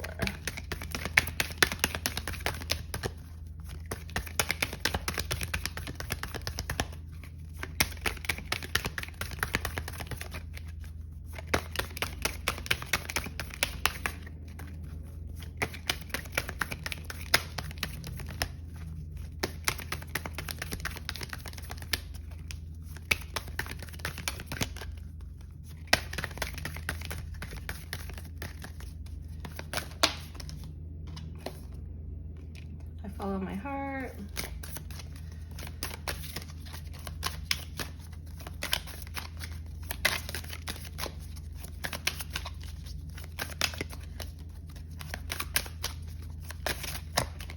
Okay, and I'm a dreamer. We got another Pisces, so in 44, 39, maybe those are ages. Yeah, so this person could have significant Pisces. I mean, there's 3 Pisces cards on here, so they don't have to be, but just someone that is, you know, Pisces is very connected, you know, with their imagination, something outside themselves. You know, this does give like more of a creative energy than what I was picking up on, but you know, for you, you know, when you meet this person or this energy or these people that have this, they must have Pisces placements, or at least they're going to help you trust your intuition more. It's like you have, I follow my heart, and then there's Libra here. So it could be Libra placements, but I follow my heart and I am a dreamer, and being in this energy is going to help you trust your intuition more and follow what you believe in. And it's probably because, you know, this person at their core, like, they like learning, going on a journey. So maybe you hearing about their perspectives on life and what they've been through, what they've learned will help you do that. But it'll also help, they'll like help you trust yourself, right? Like, I think depending on like our connection, sometimes, you know, you have to be careful, right? When you tell friends something, because sometimes, you know, there's those people where you tell them your dreams, you tell them what you're excited about, you might tell them your plans, and, you know, they could be, kind of critical or cynical and be like, that's gonna take a lot of work, or oh wow, that's a lot, like how are you gonna do that, you know, like things like that. They're not very like supportive, really. It's more like, oh, and then you doubt yourself, right? You're like, oh, maybe my dream is silly, or maybe this is gonna be a lot of work. Like, it's not very supportive, right? It's not a very supportive energy. But this person, like, when you tell them your dreams, when you tell them your goals, when you tell them like what you want to do, like even like I said, like with the water bottle, it's like they're gonna support you with that. They're gonna be like, yeah, that sounds great, like what are you feeling, what are you thinking, like you can trust that, like what do you want to do next, like that's not silly, like why not, you know? And that's a great, beautiful energy to have. And they're gonna help you like open yourselves up more to like tapping in and trusting like your creative side or your inner child. It's like this Pisces energy of I am a dreamer. It's like trusting your imagination, right? Like we can have these thoughts in our head, we can have these dreams, and we can envision like a life for ourselves, and that's it. We just think that's it, like this is all in my head, this is an imagination. But no, if we're imagining it, if we're dreaming it, like that's for us, right? Like why would we be thinking or dreaming it? Like you can stay in that vibration, and they're going to support you with that. You're like, that's an amazing dream, why don't you do that? Why don't you go for it? Like that's not crazy. Like I don't care what it is. If someone's like, I want $1 million, or I want that car that's really expensive, or I want this penthouse, I'd be like, great, that's an amazing dream. Why would you think it can't happen? It's your dream, so you can work for it. Like you can do whatever you want. You can have whatever you want. That's what I believe. So, but that's the type of energy. Like, they're going to make you believe in yourself. They're going to make you believe, like, I can do this. I can achieve my dreams. And follow your heart. Like, I think, Libra energy, it's like, and this is about connection. I feel like when you meet this energy, this person, like, it's going to help you heal something within you where you can trust yourself. Like, I don't know if something happened in your past where maybe you thought your heart was leading you to this person or this connection, this relationship, and something really painful happened, something really hurtful happened, and so you started doubting yourself. You're like, oh, I was wrong. And that's hard, right? You're like, oh, I can't trust myself. I can't trust my intuition. I can't trust my heart. Like, I don't know what I'm doing. Can I really trust that this is okay? But meeting this type of energy, these people, this person, is going to help you trust yourself again. Like, oh, this does feel aligned. Like, this does feel good. I can trust it. And, oops, forgot to do these, but, all right. How will group 4 feel during the connection?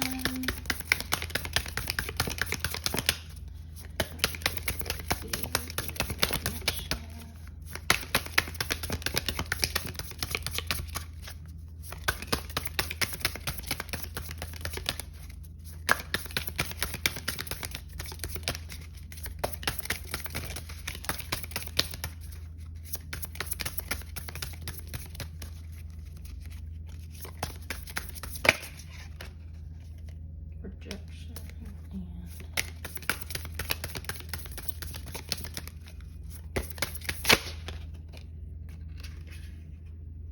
spark.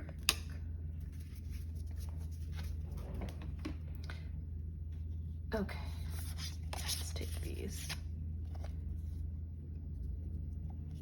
Yeah, I think, oh, it's so cute.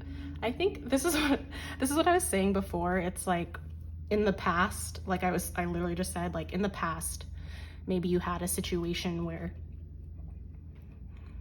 you felt a certain way about someone. And this could be any relationship, right? This is familial, platonic, romantic, sexual, who knows, whatever dynamic. But whatever the situation are, or multiple people, right? We could have multiple people like this, but you felt something with someone, you felt a connection, and you wanted to explore it, you wanted to follow it, you wanted to build on it. And maybe you tried, maybe you did, or maybe you didn't get to, but you felt rejected, right? Whatever it was, it could have been your feelings, it could have been just who you are. Maybe they just didn't want to, maybe they didn't prioritize you, maybe they let it fizzle out, but they didn't build with you, right? You weren't a priority. And for whatever reason, whatever it was, you felt rejected. But with this, see, it's literally like a, this energy, this person, like, you're going to feel this way, right? Like, in the past, and you're going to be a little scared, right? Like I said, but when you meet this energy, they're going to light you up. They're going to share their flame with you, right? It's like, in the past, you might have, like, lit yourself on fire to keep others warm, and you drained yourself, and you gave your all, and you poured everything into these connections, and it didn't work out, right? Like, you felt you weren't enough. But with this energy, with these people, with this person, they're gonna, like, reignite something with you, which is what I'm saying. Like, you're gonna trust your heart again. You're gonna follow your heart. You're gonna follow your dreams. Like, this person's gonna uplift you. And they're gonna share, like, their spark, their fire with you. And you're gonna feel reignited. You're gonna feel really good, and you guys are gonna share. You're gonna burn together. Not burn in a bad way, but you're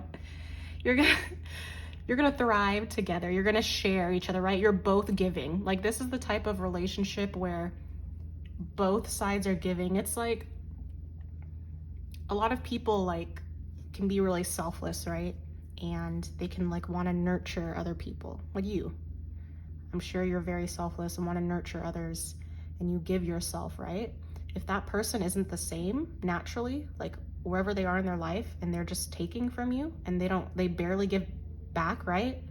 Like, they give you crumbs, and you're just, like, barely surviving because you're giving them, like, a 5-course meal, and they give you crumbs, like, it's not equal, and you're like, barely hanging on, right? This is different, right?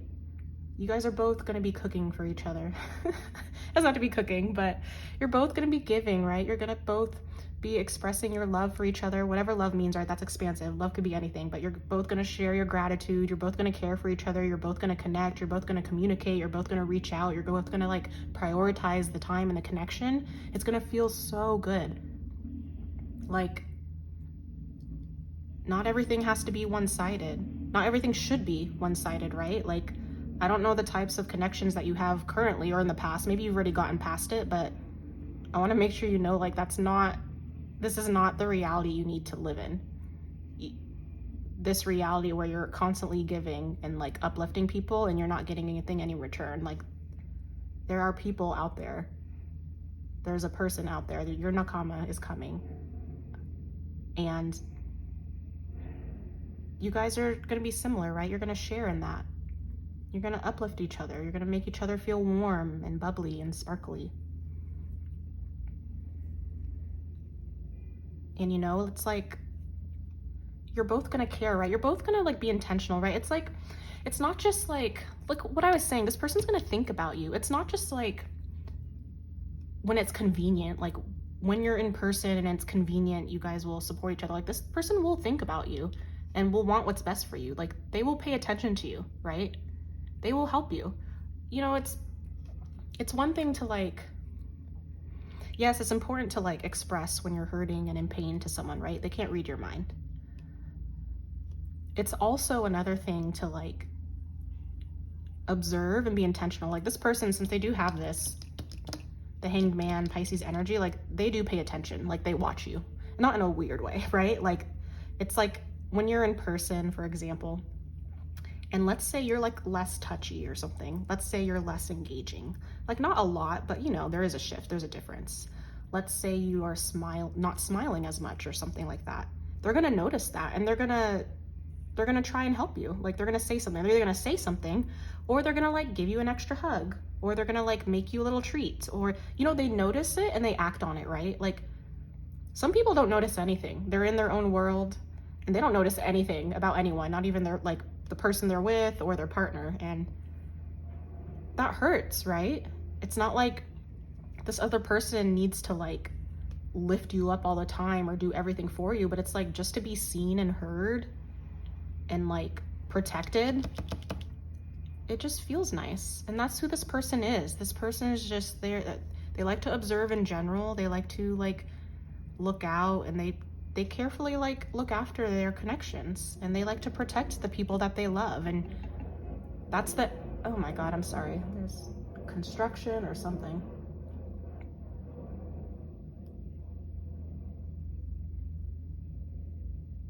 But that's what it is. It's like, it doesn't matter what's going on in your life.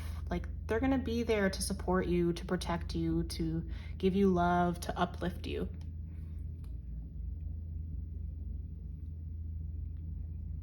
And it's going to be mutual. And I think that's what's the important thing is here. It's like, don't be afraid. There are people like you exist. So that means other people exist like you. And you guys are going to be able to come together and support each other and make each other feel loved. Like, you're going to feel loved in yourselves, but also you're going to feel loved in the connection. All right, let's look at what potentially could be going on in your life when you meet this person.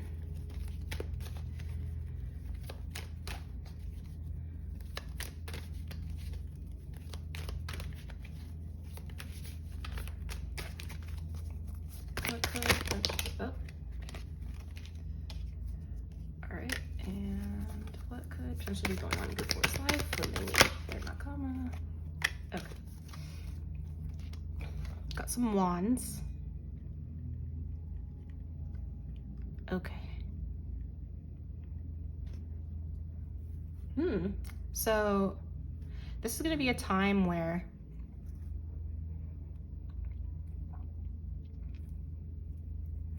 this is going to be when this is kind of similar. Yeah, go watch group 3 because I think that was group 3, right? The creative pursuit. Yeah. I don't know if you guys were attracted to group 3 or not, but they had kind of similar things. But this is like a time where you have like a new a venture, a new spark, a new passion, right? A new idea that you want to follow. Like, this is really going to light you up. And this comes after a time where, I mean, this makes sense with the other cards of following your heart, being a dreamer. Like I told you about people like not maybe believing in you, or, you know, shutting it down when you told them this idea or whatever. But this is a time where you came out on top. Or you're currently coming out on top, right? It's in the reverse, but for the Six of Wands, like this person, this fairy they've like battled through people's opinions, perspectives, you know, whatever, stopping them, but they've come out on top, right? They've got through all that crap. Maybe there was a tower moment. They've shifted, they've changed. They're at a place now where they trust and believe in where they are. It's in a aligned direction, and they're standing tall, right? They went past all the naysayers, you know, all the complicated energy of, you know, keeping themselves small and not letting themselves move forward. Like they've got past that. I think like when you meet this person or Nakama or people, it's either going to be like when you're in the middle of that, like getting past that, or you've like just done it. Because with their energy,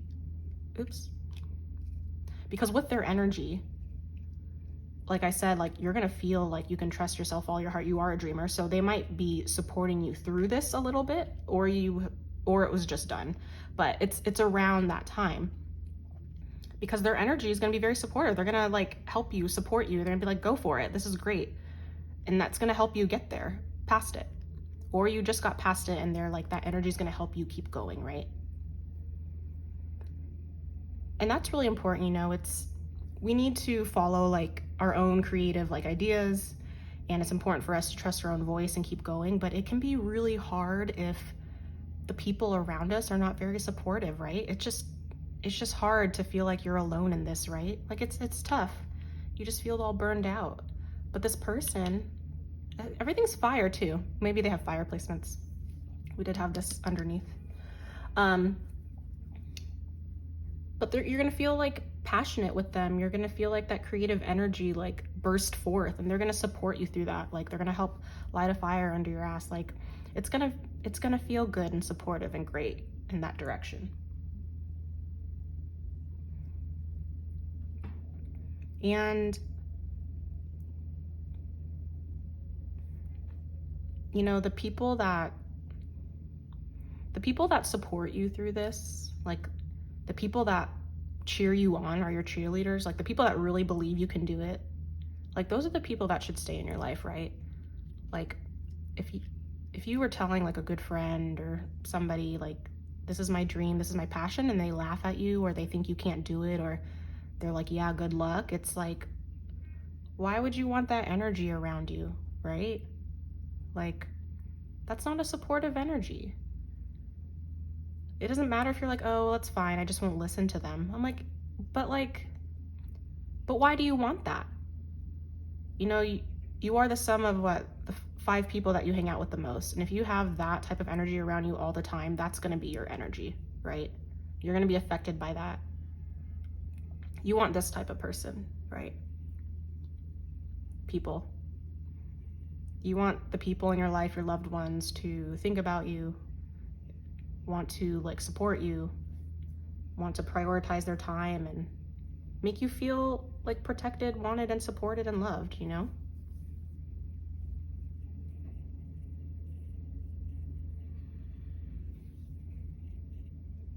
And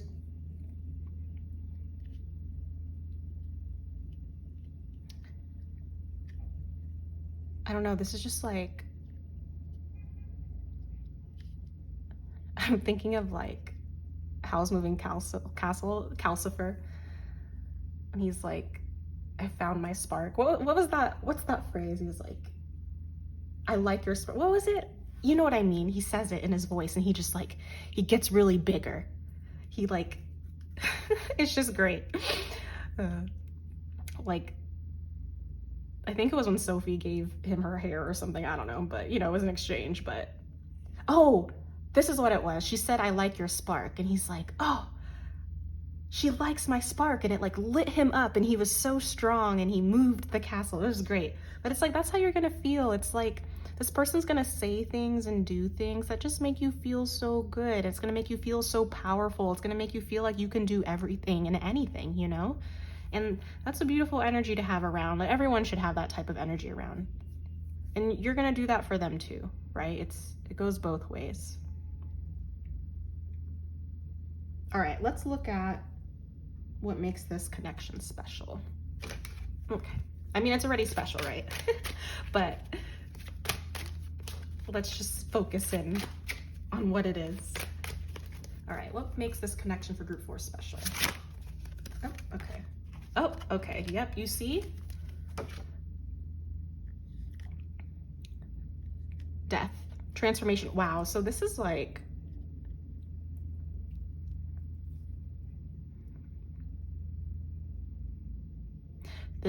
I mean, all of these groups are going to be soul connections, right? These are going to be people, these are going to be like people you feel very at home and familiar with, right? Like your souls are familiar with each other, your human selves are just catching up.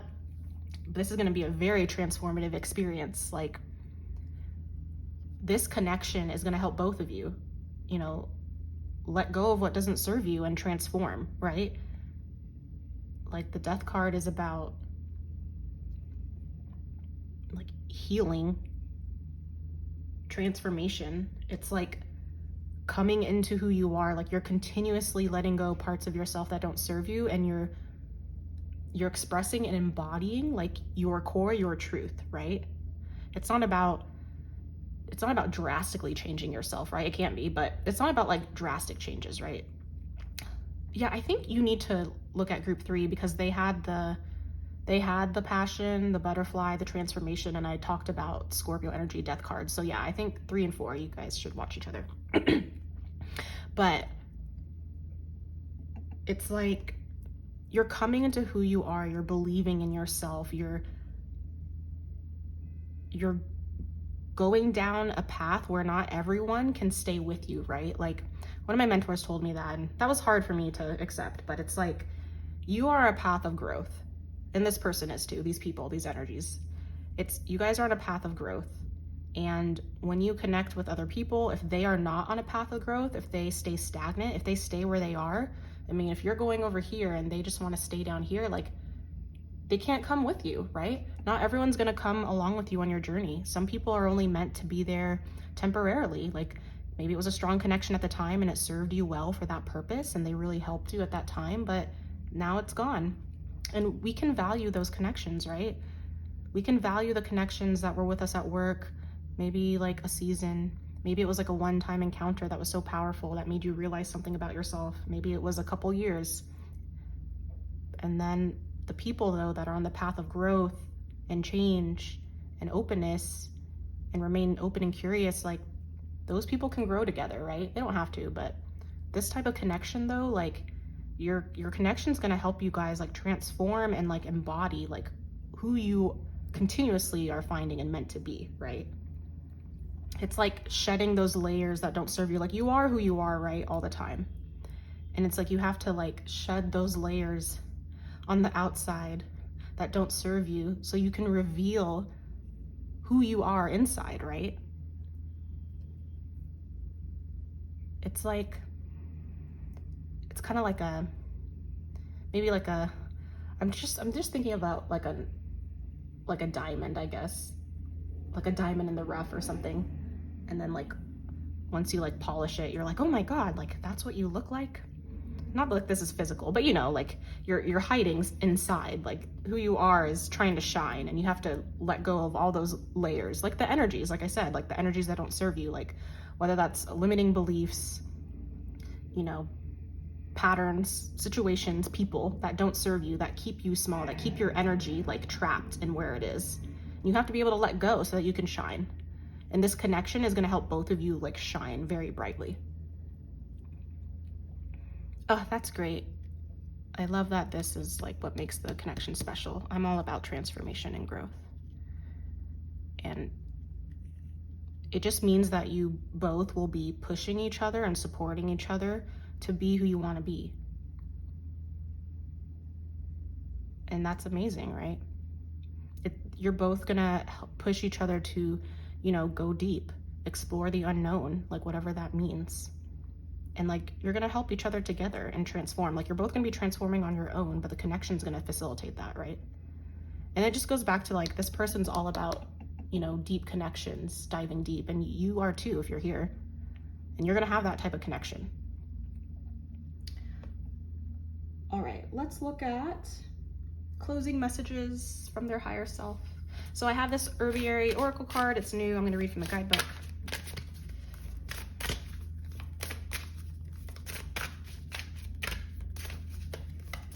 Okay. Messages from Group 4's higher self, from their higher self, their Nakama.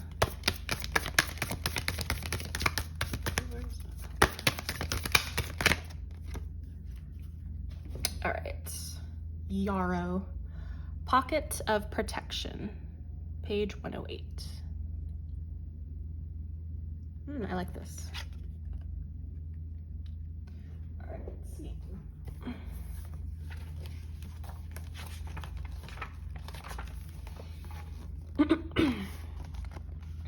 In older times, Yarrow traveled with warriors. While her official job was staunching wounds, keeping the insides in and the outsides out, her presence brought bravery to the soldiers she kissed. Today, she has much the same task. Yarrow assists you in keeping your boundaries, whether physical, emotional, or spiritual. She creates personal pockets of protection so you can slow down, gather your strength, and find your courage. Yarrow reminds you that boundaries are not just for keeping the outside from coming in, but also for keeping yourself from leaking out, letting thought and emotions run rampant in the world. Yarrow will create a bubble of protection, a bit of sacred space within which you can regroup, regenerate, and recreate yourself. Yes. We don't need the ritual, but we'll do reflection. Can you say no? Yarrow has enthusiastically adopted to modern times. She helps us all establish personal space and hold boundary lines. Remember, though, that she's a partner, not a guard dog.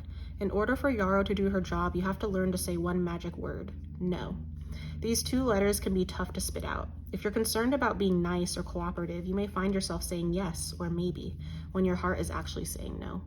How does saying no sit with you? Are you able to say no to being overextended and protect the dreamy little bubble Yarrow offers you? In one healing charm for gathering Yarrow, the healer says the plant is being gathered so their hand will be more brave, their foot more swift, and their speech like the beams of sun.